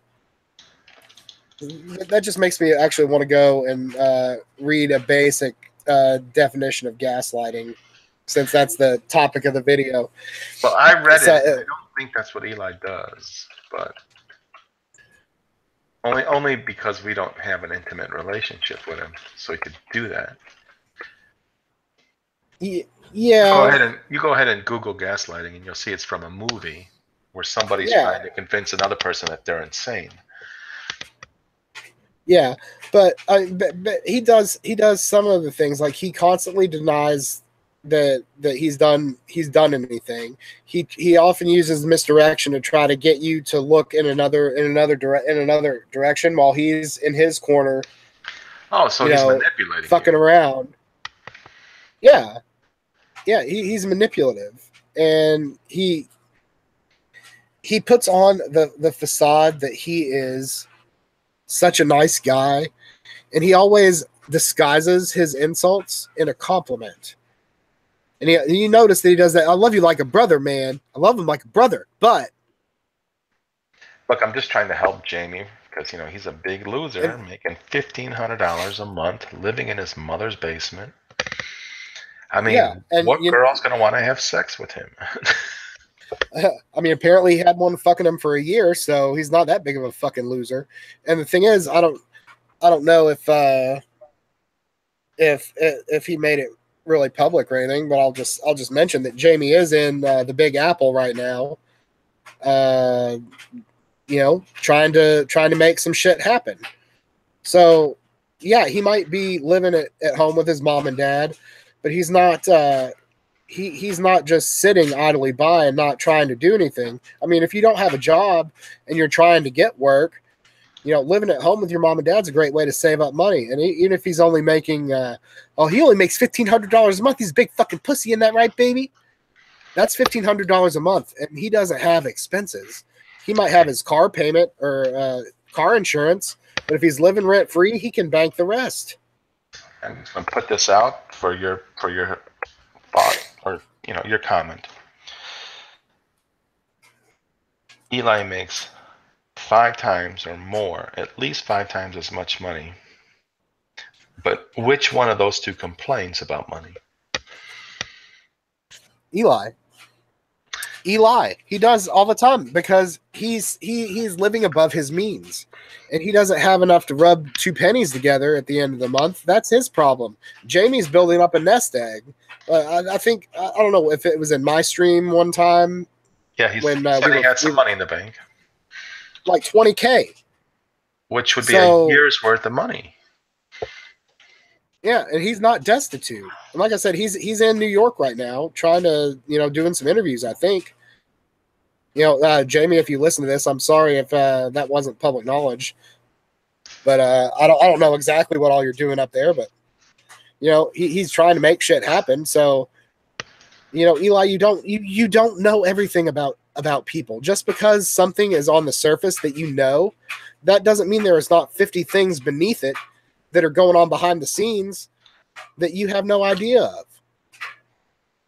And that's one of his big follies is he judges everybody on what he knows. He judges on the surface. And nobody outside of the cuck himself is that one-dimensional that they are everything that's on their surface. And just because you dumb piece of shit share everything about your life doesn't mean that every other man has to do the same thing. I'm sorry, but everybody that I talk to on the internet and that watch my YouTube channel, you don't need to know everything that goes on in my life. I don't need to be under a microscope. And I don't expect anybody else to tell me every goddamn, like Joe. I don't want to know if Joe Buddy took 5 shits today because he ate some bad fucking food. But Eli is one of those people that would be like, "Oh, I just took a big fucking shit." Isn't that right, baby? Isn't that right, baby? Big John got a little bit of corn on the end of it. Oh, jeez! Please stop. That's the thing is that he did talk about that recently. I was cringing. I mean, man sometimes gets constipated and you just don't feel like yourself. I mean, Jesus Christ. We don't, if we want to know everything about you, we'd pay a camera crew to come into your house. Turbo tongue, Nemo. Turbo tongue. I got the turbo tongue. You know, she got to tell me not to stop. I'm guessing he's parting the hairy bush and might need to take a machete down there. But anyway, I don't want to talk about Dana. She has nothing. She has no part in this. It's not fair to her. And see, there's where I have compassion. I have compassion for other people that are kind of caught in the goddamn crossfire. Eli, you don't. Like, he always wants to bring up when he talks to Jamie about how he got on the camera and cried like a big fucking pussy for an hour and a half about his breakup. Yeah, I wonder what Eli did when he found his naughty veterinarian was, banging some other dude. Oh, I know. He cucked out and dated her for 2 more days. Yeah, and all the while he's sitting in the bathroom beating off. Why is she doing this? Fuck it, Eli, you're a fucking cuck. If I looked up cuck in the dictionary, that shit-eating grin would be smiling back at me. Isn't that right, baby? And I'm not really trying to talk bad about Eli. Well, I guess I am, but I mean, I don't mean it in an evil way. It's just you do it tactfully, like Charles does. Charles control that man with such finesse that Eli thinks it's compliments. I'm just trying to be helpful. If he listens to what I'm saying, I don't know if he will, because he's making live streams 20 hours a day now. Yeah. But it's just friendly advice, Eli. Look. It's advice that falls on deaf ears, and that's generally why I'm not associating with him anymore. I mean, eventually I'd like to get away from talking about him, but he just does so many things that make me want to warn everybody against following the man in any serious fashion. If you're gonna be around him, just troll the shit out of him, because he's not going to give you any advice that's going to make you a better man. He's just going to lead you down the road of turning into a woman without hormone replacement therapy. Oh, the Ask Dana live stream. I was like, oh, this is going to be awful. So I'm listening to it while I'm putzing around the house. They had a conversation about what's like transgendered versus versus transsexual. Yeah, something like that. And I'm like, geez. Yeah, it's really funny that he decided to use Google, because I'm pretty sure I said something as an insult to him one time because he didn't use Google to look up something about MGTOW. Like when he tried to do that Church of Purple Pill MGTOW thing. I'm like, dude, don't you know what fucking Google is? You live in the goddamn Silicon Valley. Oh, yeah. Apple, Google, oh, yeah, they're just 15 minutes away. I know technology. YouTube, I've been there, buddy. I've been there. I've been to the YouTubes. And I know everything. I know all about the Bay Area and about computers. I'll tell you, I got an 18-core, 36 gigs of cuck RAM. My computer is the shit. I can live stream all day in 1080p HD, baby. But only from Dana's house, right? Yeah, because the bandwidth is better at Dana's house. Isn't that right, baby? I can do video here. Okay, I'm going to get little buddy here. See, even little buddy is a better life coach than... he makes more sense than Eli. Little Joe Buddy makes more sense than Coach Eli does. Why don't you set him up a YouTube channel and get him life coaching? Poor Eli. I don't feel any kind of sorrow for him. He does it to himself, and he deserves all of the trolling, all of the negativity, all of the insults. When you go around and you act that way, and you basically try to say you're a real man, and you're only a man because you might have a penis between your legs, but everything else about you as a female, you act like a woman. You're worried about money all the time. You're worried about what other men do. You're not worried about what you're doing. You don't see the error in your own ways. You try to make everybody into your enemy when they're just trying to disagree with you. And if you don't toe the company line, you're dead to them. And then you yell from a Chili's parking lot while you're on a date with supposedly your fucking unicorn, and you call into a show that you were told not to be on because of the other guest. Yeah, but that's what real men do. They call from the Chili's parking lot. Yeah, and the thing is that I requested to Jamie to not have him on the show at the same time as me because it was going to detract from the topic. And what did he do? He came in not only once but twice to derail the conversation. So then again, the focus is all on Eli because he's an attention whore. Oh, they're not talking about me anymore, baby. I better call back in and piss them off. Yeah, and it was from your channel. It was so petty too. Am I allowed to post on your chat and on your channel? And then because Jamie said he didn't give a shit about the chat, that means he doesn't care at all about his YouTube channel because he's not paying attention to me and Dynamite timed me out. Dude, that is attention whoring at its finest. Women that are less attention whores than Eli. And it's also a man acting like a girl. Oh, no. He's a real man. He's got the penis. He, tries to co-opt that line that Big John used to use. Yeah, well, he doesn't act like it. No, he doesn't. He is... Oh, about sneezed. This head cold. Oh, excuse me, gentlemen. I'm allergic to the cuck, I think. Oh, Jesus. Oh, what's that simp talking about? I'm sure something bad. My spidey senses are tingling. Well, somebody in the chat box, give us a report. Oh, hey, what's up, Blue Wall Brandon? Welcome to the shit show. Yes. Someone give us a behind the enemy lines report on Cuck Eli. Yeah, Darren, I saw you pop back in the chat. How was the Cuck Shady Hour going? Hopefully, at least Charles was entertaining. Well, if I could make a prediction, well, I guess I could. It'll be Charles trying to talk about something, and Eli bringing it back to something stupid. Charles trying to change the subject to something that he thinks is interesting, and Eli bringing it back to that same stupid thing. Yeah, I'm sure.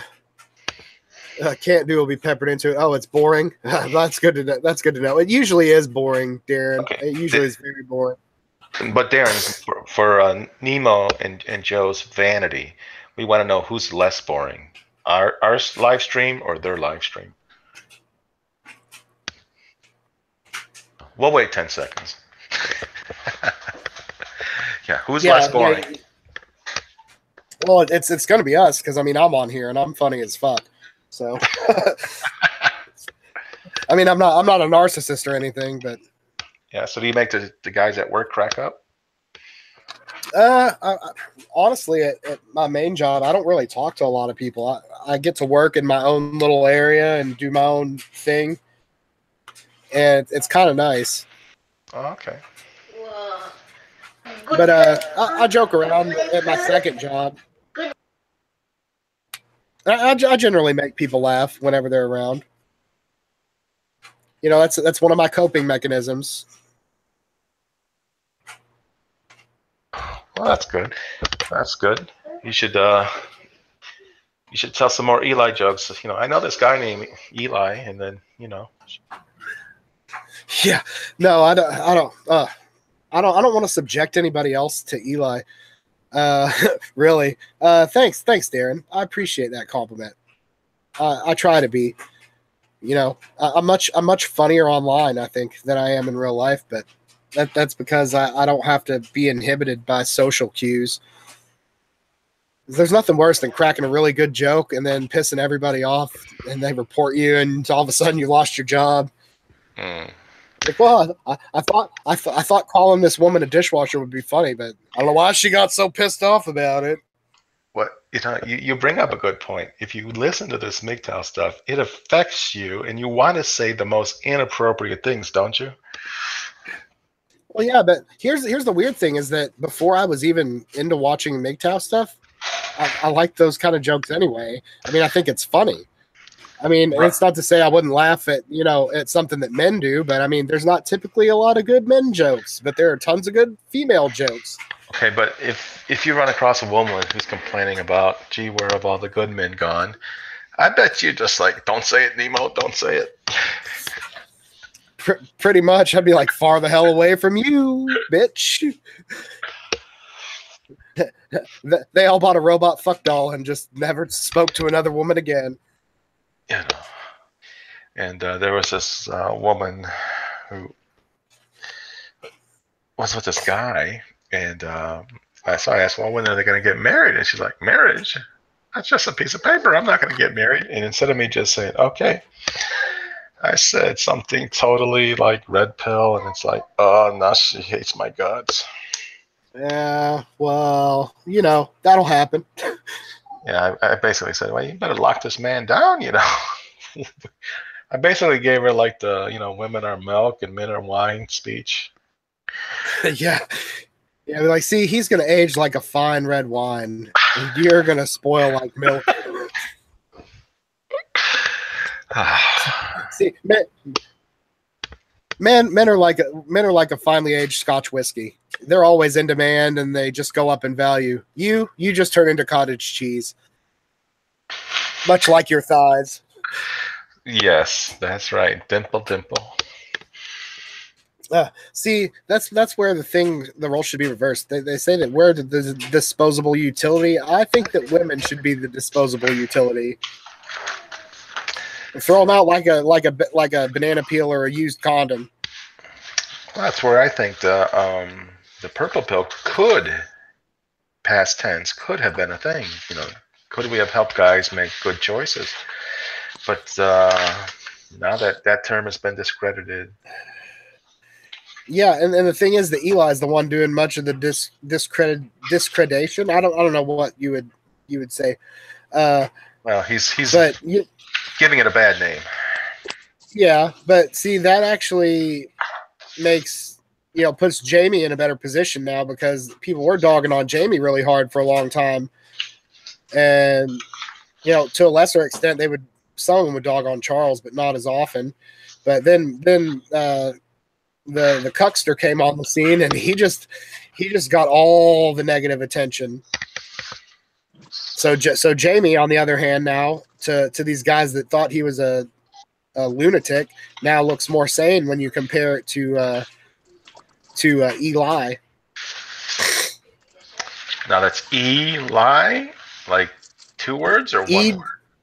E-lie, L-I-E. That's all he does. That's what I thought you were saying. I'm just clearing that up for the folks listening. All right. So I come up with all the best names and catchphrases.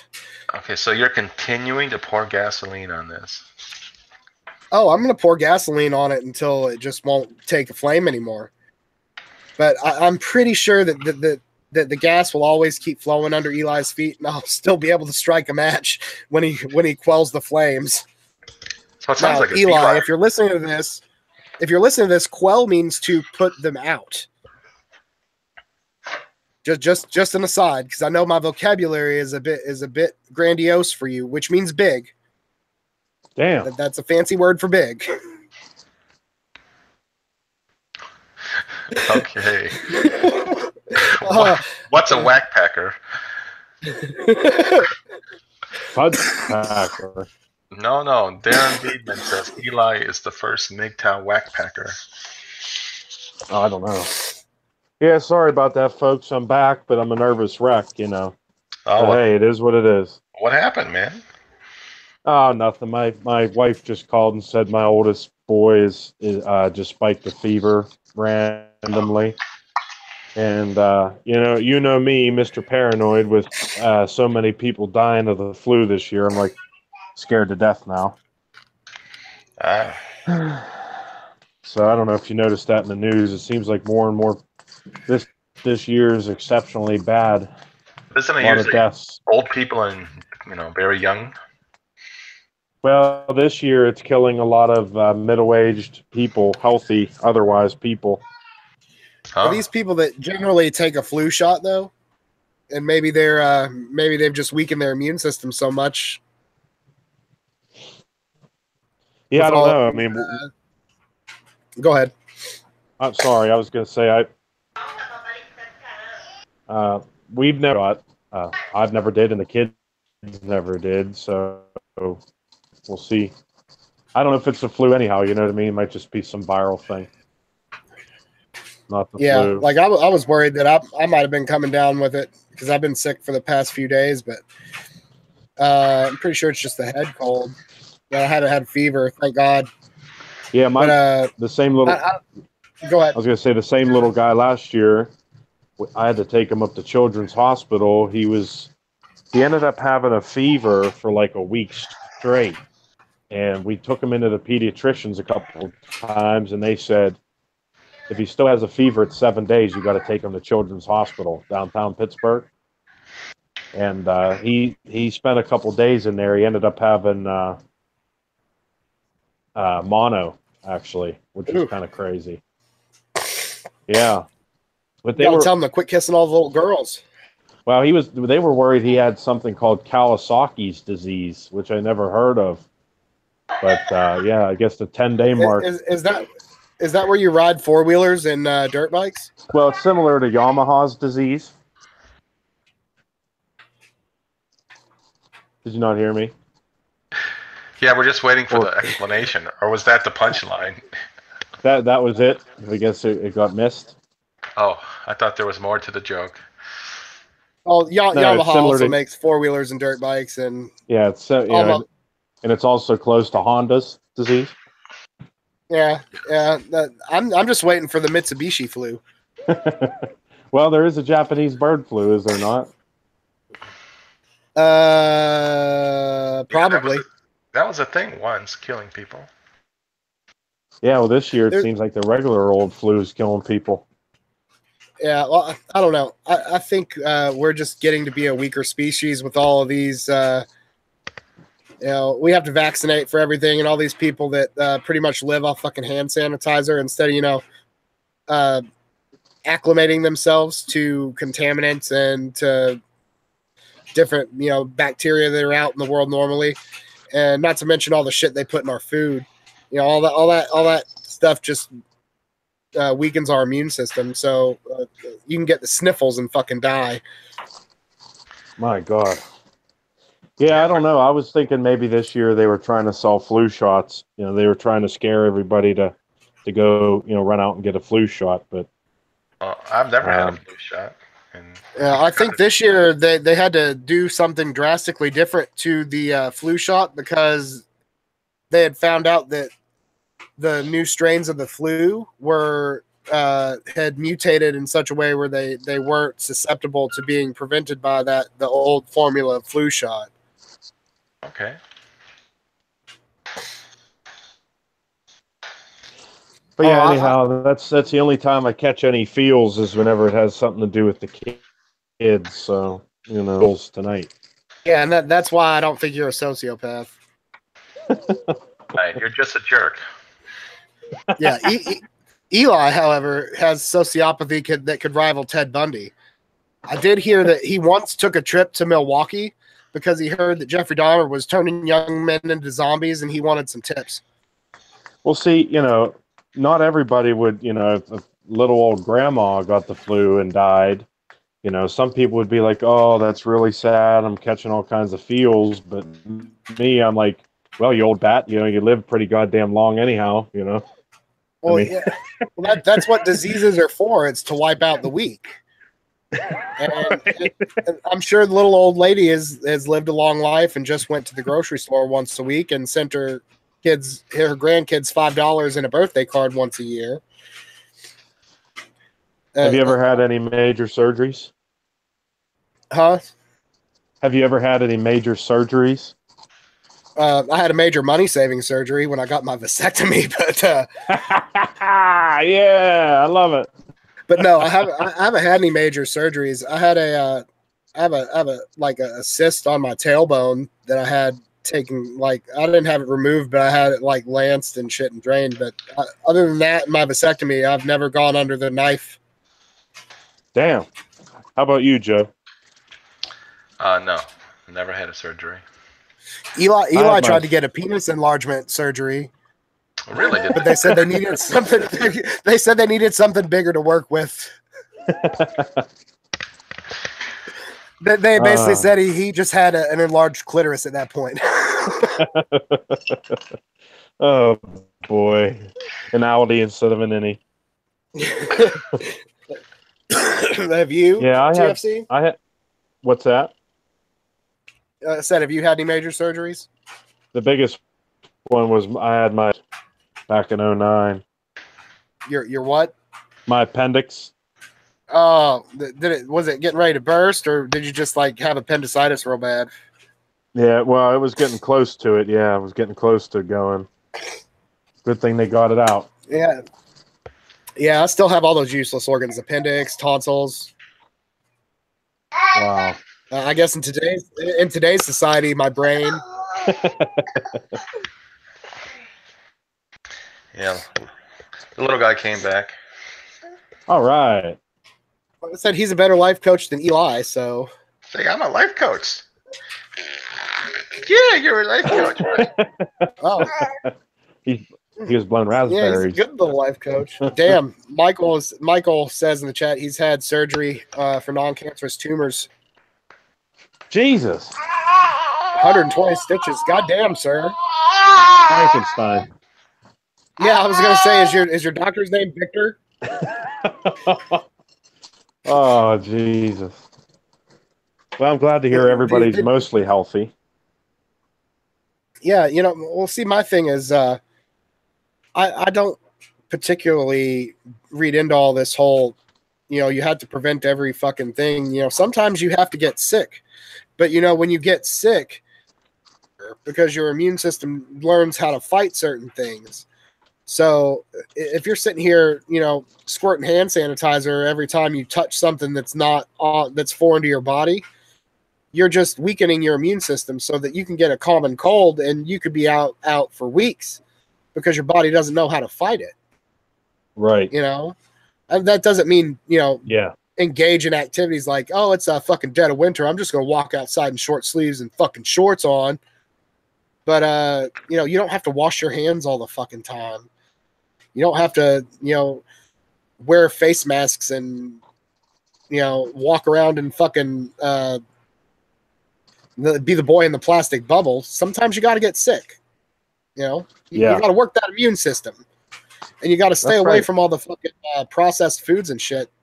All these. I'm not to try to get real preachy about all this stuff, but since I've been losing weight and all that, I've been trying to eat, healthier and more, eat more organic, even though it's fucking expensive as shit. So you've been successful at weight loss? Yeah, I've kind of plateaued. I'm stuck at about. Be a life coach. I'm stuck at about 235 right now. No, you can be a life coach because you have real life experience. And now that's right. You need a website, a tax ID number, and a business name. Yeah, I actually did get some good advice from my patron. I don't know what the proper verbiage is for that, but maybe make a website to start putting links to my videos or something on because I could still get ad revenue from it. Yeah, you're gonna get some affiliate links for Cialis? No, but I tried at some point. I don't think Amazon does this anymore, but you could set up like an Amazon store where you could put affiliate links to like products. Because, I buy a lot of stuff from Amazon and I do a lot of reviews. And, I thought about trying to do affiliate links and stuff like that, but yeah, it's more work than it is. I would just be better off saying, hey, I have a Patreon and a PayPal and you can donate money if you feel like it or not, whatever. I do this for free. Okay. Now, guys in the chat, that's not true. He wants your money. Go ahead and give him some. I'm not going to deny well, money. If he wants money, you should go California, it's a year-round moneymaker there, buddy. I can only do it a couple months out of the year. Maybe you can move to the Bay Area, and Eli can put you up on his couch for, a couple of weeks. Jesus Christ, I'd be afraid that he'd take my butthole virginity. I'd be sniffing around. You'd have the place to yourself on the weekends. He'd probably say, "Hey, you want to meet Big John? Hey, Bearded, you want to meet Big John?"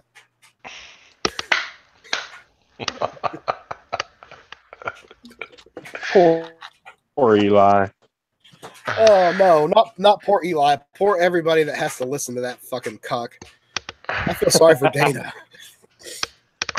He did give me some props though the other day. He's like, if I live where Assistantly lived, and he does this and that with his money, it goes a lot further out there than it does here. He couldn't make what you make. Yeah, well, he'd be bagging at a grocery store for $10 an hour if he was out there in Pittsburgh.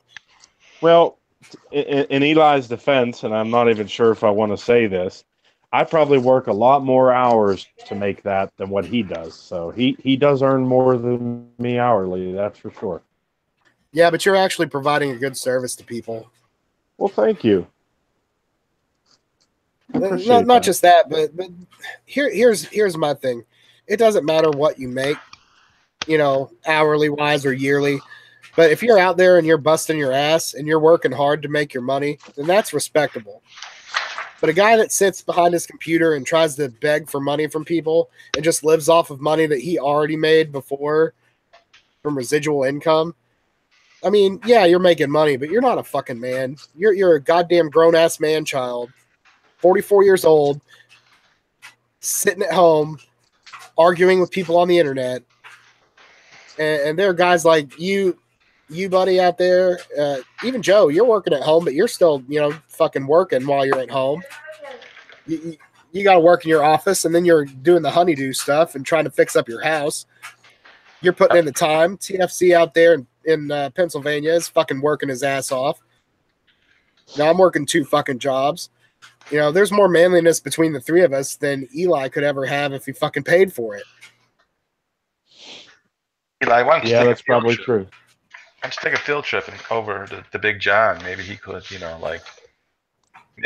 fix your low T problem.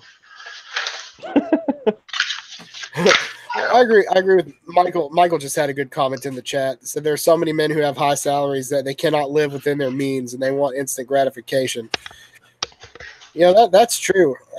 I'm living below my means and I'm still having a hard time, making the circle square up. But yeah, that's the thing, is that there are too many people out there that are making a lot of money and they're pissing it away on, all this fancy camera equipment, and you only pulled in $100 of YouTube ad revenue, not to mention any names, Eli. But damn. Well, it's ridiculous. It's not what you earn, it's what you save, right? Exactly. And that's what I need to start doing more of. We'll definitely do a finance stream and have you and Blue Ball on. Blue Ball is amazing at finances, in my opinion. As long as his dishwasher doesn't fucking act up, that thing is annoying when it squeals. Yeah, true that. Brandon's a good kid. He really is. He's just gotta calm down with that. I'll out working out, drink any of you, man. Any of you MGTOWs. Well, I could work circles around Brandon, but that's not saying much. Yeah, Brandon, just drop it. We all know we don't. You're not going to convert any of us or anybody else watching. But if you've got good sound financial advice and you come on when we do the finance stream later on, and give good advice, I'll give you some kudos. I really like to talk to Charles about that too, because me and him are like on opposite ends of the interim. I think investing in metals is totally ridiculous. But maybe it's me otherwise. I've never really heard a good argument for it. I mean, I wouldn't. I mean, I don't know investing, but I mean, it couldn't hurt to put some money into precious metals because I mean, if you can afford to get into gold, I mean, gold's always gaining in value. Mhm. I know you're into prepping a little bit, bud, because I've seen you shut your old channel down. You had some like prepackaged emergency rations that you had. Yeah. So having a little bit of precious metals in your corner when the collapse happens, I mean, that's fucking. Oh yeah, no doubt. But it sounds like to me that Charles is 100% precious metals, which to me is just like I've never heard of that. But maybe I'm wrong. I don't know. That's why I want to talk to him and ask. Yeah, I think that would be a good to have all three of you guys on, and he could provide the minimalist perspective too, because I know. Excuse me. You guys see that stream fixing up his chairs? To say he fixed a plastic chair with tape, and he didn't even buy the tape. I mean, Right. I mean that's a frugal man. I would have thrown that chair away. Yeah, I know he gets a lot of things from like secondhand stores and from friends and just from fucking trash day. Somebody puts out a coffee table, and hey, I need a coffee table. That's good ways to save money that maybe some men need to look into. I mean, I do that every once in a while. If I see a nice little piece of furniture out sitting out at the curb, slap a coat of paint on it and sell it to some lumbersexual like Eli and make bank. But I'm going to take a wild guess that if he had talked like that with Eli around, just as some dude, Eli'd say, dude, that you can't impress women that way. Yeah, because to life coaches like Eli, that's all there is to life is impressing women. Because I know the red pill matrix. Seriously. Sicily, you can back me up on this. I know the red pill matrix. Not just the way he was shaming, Eli was shaming Jamie, for living in his mom's basement. What type of woman's gonna like a dude who takes vinyl tape and fixes up a chair? Apparently Charles's wife. Yeah. He doesn't talk about her much, so we don't really know if she liked that chair repair or not. Well, that's because Charles doesn't broadcast every detail of his life onto YouTube. That's because right. He's a smart man. That's right. We have no idea if he has a turbo tongue or not. Damn. No. Well, if he did have a turbo tongue, he'd be as broke as Jungle Jim, right? I can't really do a good Charles. His Canadian accent is a little tough to peg. Unlike Eli's easy to peg. Ask Dana. Ooh. Have you guys heard of what a Mexican standoff is? I'm sure you have. No, I haven't. I haven't heard about that one. Oh, well, I've heard of a Mexican standoff, but recently I became aware of something called a Canadian standoff, and I'm like, what's that? So here's what, this is for Charles. A Canadian standoff is two people about to go out the door at the same time, and then they say, after you. And then the other one says, no, after you. And then they keep going back and forth. That's a Canadian standoff. Oh, okay. So I thought you were going to say it was some weird kind of sexual thing. Oh, I was way off. No, that's just because Canadians have this reputation being too polite. Yeah, being super polite. Yeah. But speaking of weird sexual things, I wonder if Eli ever gave Dana a strawberry shortcake. Do you guys know what that is? I have no idea. No. I hope it's not blood related. It's where definitely it's like if you're getting blown, right, and then you finish on her face, and then you punch her in the fucking nose, so she starts bleeding. The hell, you sound like JV Gunner now. That's a strawberry shortcake. It's just like, have you ever Houdini'd a girl? I have no idea. Nope. That's where it requires a 2-story house, right? So and you can't have a mirror in the bedroom. So you're doggy styling on the girl, and she's facing the door, and waiting outside the window is your buddy, and he sneaks in behind you, and then you kind of do a switcheroo, and then he starts pounding her, and you go back out the window and go downstairs, and then you come upstairs and you bust in the door and into the bedroom, and she looks at you, and then she's fucking she turns around and your buddy's there, and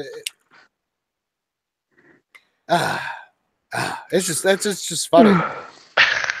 I'll take your word for it. I know I lost you all on that one, but yeah, well, do you have any more? I used to have a ton of them. But I don't at the moment. Cake one's my favorite. Yeah, I used to like racially inappropriate jokes back when I was younger, but they've seemed to gone out of favor now. I think they're all funny. It's just trying to find new ones. Try to find new ones. Yeah, that's true. That's true. I think my favorite inappropriate joke was why wouldn't a black guy marry the Eskimo lady? No. Well, why? No, that's not it.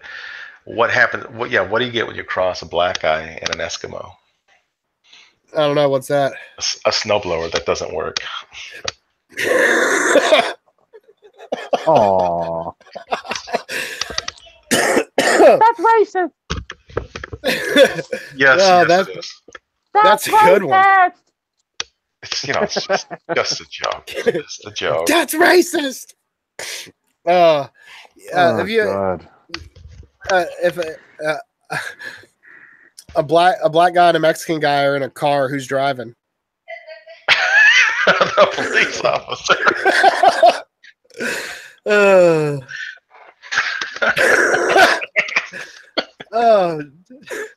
Joey Aragorn in the chat, ladies and gentlemen. That's good. Joe Rogan is fucking hilarious.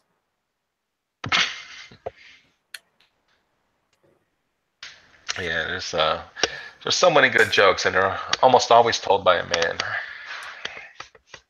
Yeah, a serious question, have you ever remembered a female comedian that was actually funny and her jokes weren't about motherhood or her vagina? Only part of that. I can only think of one person, but that's only half because she was a mother. Who is that? Rita Rudner. She was popular in the 90s, and yeah, she was, to me, remarkable because she wouldn't use foul language. So she would never talk about sex, but she'd be, I'm kind of ditzy, and my kids and my husband, and but the jokes are self-deprecating. They'd almost always be at her own expense. Yeah, it's just usually you see these female comedians that are kind of they're moderately attractive, and those come up and be like, "My pussy, guys." Oh, geez. Oh. And I was like, "But vagina," and his penis took my vagina. Oopsies. It's like, Jesus Christ, do you not have anything of value to fucking say? Whatsoever? And they get popular and they have specials. God damn. Are you at work? He would never be on YouTube at work. Well, he said what's going on, man? You said something. My I think he yawned. My Google Hangouts must be so fucked up. Hold on. Let me try to call back in. All right. You do that. And if that doesn't we're going to work, probably go about. give him a special 1-800 number. Go ahead. Just give him the 800 number if it doesn't work. Yeah, just call in and you'll be placed on a brief hold. And you'll listen to sounds of my turbo tongue. We're going to probably go about 10 minutes. I'm going to have to shut down because, you know. Is it any I better? got a raging headache. Sure. Yes. You still are Hello. cutting out a little bit, but hello. Is it any better? I couldn't hear you guys for anything. Well, I hear you. Well, yeah, I can hear you better than before. Jesus. Anyways, what did you ask? I don't remember now. Oh, for fuck. Yeah, for me fuck's either. sake, it's doing it again, ain't it? The time has passed. All right, so you, Brian, I sent Dynamite Rabbit the link when we started the stream, but you know he's not being a loser on YouTube right now. So, well, I hope he's not crying over the Cranberry Singer. let's just give him that.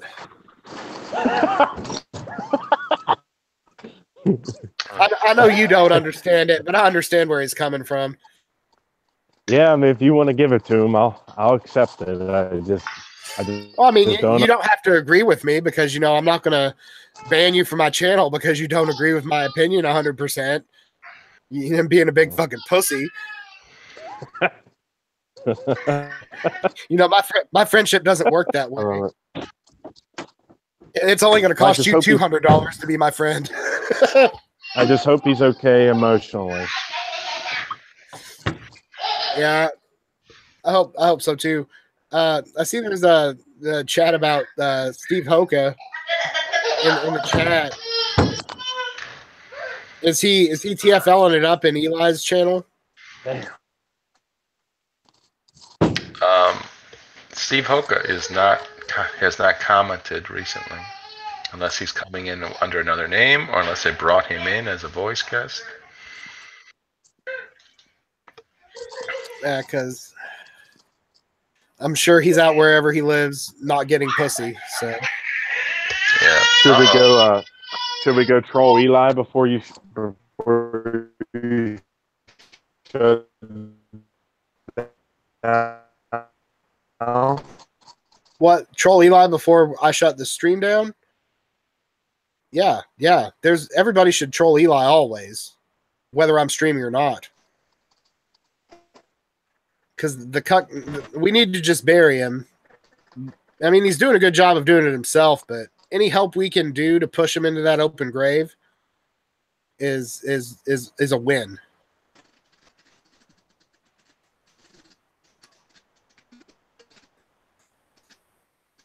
Can anybody hear me? Are we just getting are we just getting feedback from TFC right now?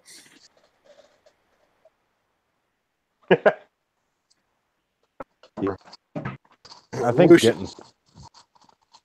Yeah, Google Google Hangouts blows. Yeah, it does, but you know, I'm not fancy pantsy. I don't have OBS, and you know, I don't put the live chat on my video, and I'm just a big fucking pussy. I can't even YouTube right. Do you like diet soda pop or soda or pop, depending on what you guys call it out there? That's all I drink is diet. I don't drink real sugar sodas anymore. So you guys call them sodas and not pop? I call it soda. I call it pop, or we'll just say Coke. Soda pop.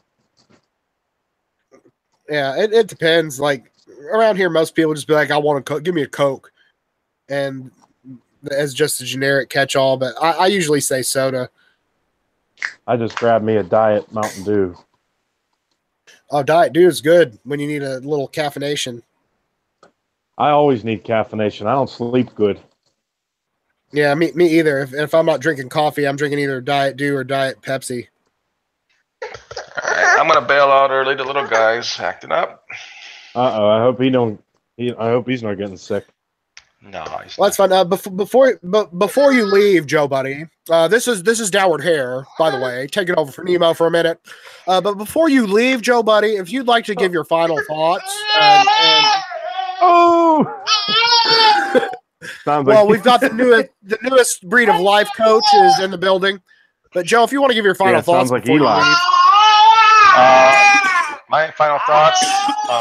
This show is way better than Coach Eli's show. I'd agree with that, Joe Buddy. Thanks for stopping by. I always appreciate it when you come on the stream. All right, bye. Bye there, buddy. And little buddy. Life coach. Best life coach ever. Assistantly, we'll go ahead and get your final thoughts here in a second. Or we could shoot the shit for another minute. Nemo taking over again. Doward needed to go take his blood pressure pill. It's up to you, buddy. What were we talking about before little buddy decided to give us a great life coaching session? Well, Google Hangouts is just getting skull fucked. I mean, I got 3 bars here, and I could barely hear you.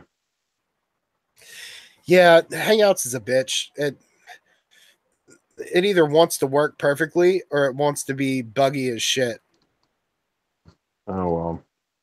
Yeah, I'm sorry, buddy. I just not much. I mean, help tonight, am I? I just kind of feel sort of set aback, so to speak. I mean, to be quite honest with you, I'll stay as long as you want me to, but I kind of want to go troll Eli. Sure, since you're unbanned, you can do my trolling for me. And I will do my best. You just tell him that I think he's a big fucking pussy and I think he's a woman.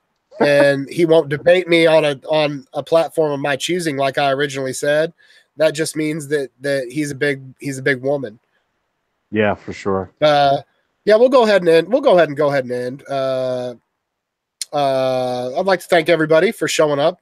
We didn't talk as much about gaslighting and how Eli does it as I would have liked, but we had fun and we shot the shit as we always do. It was a good stream. I enjoyed it. I'm glad you got to come on, Assistantly, and Joe Buddy, as always. I think we always get a lot accomplished and bash Eli pretty good, which he needs. And I think right now my like to dislike ratio is actually in my favor, but probably because somebody's streaming and can't come over here and downvote it. Because all his little butt plugs are in his chat right now. Well, thanks for having me on. Anytime. You and Buddy are always pretty much standbys when I'm streaming. You all are on too, which is good because I find it hard to fill dead air, and I do better with my comedy when I've got an audience actually talking with me. But yeah, we're gonna just go ahead. Hey Rabbit, I'm just about to close. That's fine. I know man. You have. Oh well, Rabbit, I'm sure. I know I'm going to have to wait 10 seconds till you hear this. I'm sure you were being a big fucking loser sitting at home on YouTube and giving guys like Chris Cantu money. And that's why you weren't in my stream giving me money. And you just weren't in and involved. And I thought you were a major contributor. I thought we were, I love you like a brother, man, but you're just a big fucking pussy. That's what it is. You're a big fucking pussy. But anyway, TFC, thanks for coming on. Rabbit, I'm sorry that you missed it, but I'll try to stream at least one more stream this week, and then we'll try to do one day this weekend, even though I've got my son, so I'll be being dad for a while. But You another stream this weekend. We'll have a good bullshit session. And thanks everybody for showing up. I do appreciate all of you guys watching and engaging. It means a lot to me that you enjoy what I have to say and that you get some humor out of the things I do. And yeah, Rabbit, the cold is getting better. Thank you very much. And yeah, definitely catch the stream on the replay. I thought it was good. I thought I had a lot of good jabs at our favorite coach. And we talked about a lot of different things. But this is Downward Hair. And I've got to shut the stream down because I got to go to the grocery store. And I'm sure all these women are going to be, bending over and dropping things so they can show me their breasts, so they can get a little piece of little Howie, because he's real popular. Hashtag HowardDickCheese.com.org/dickcheese.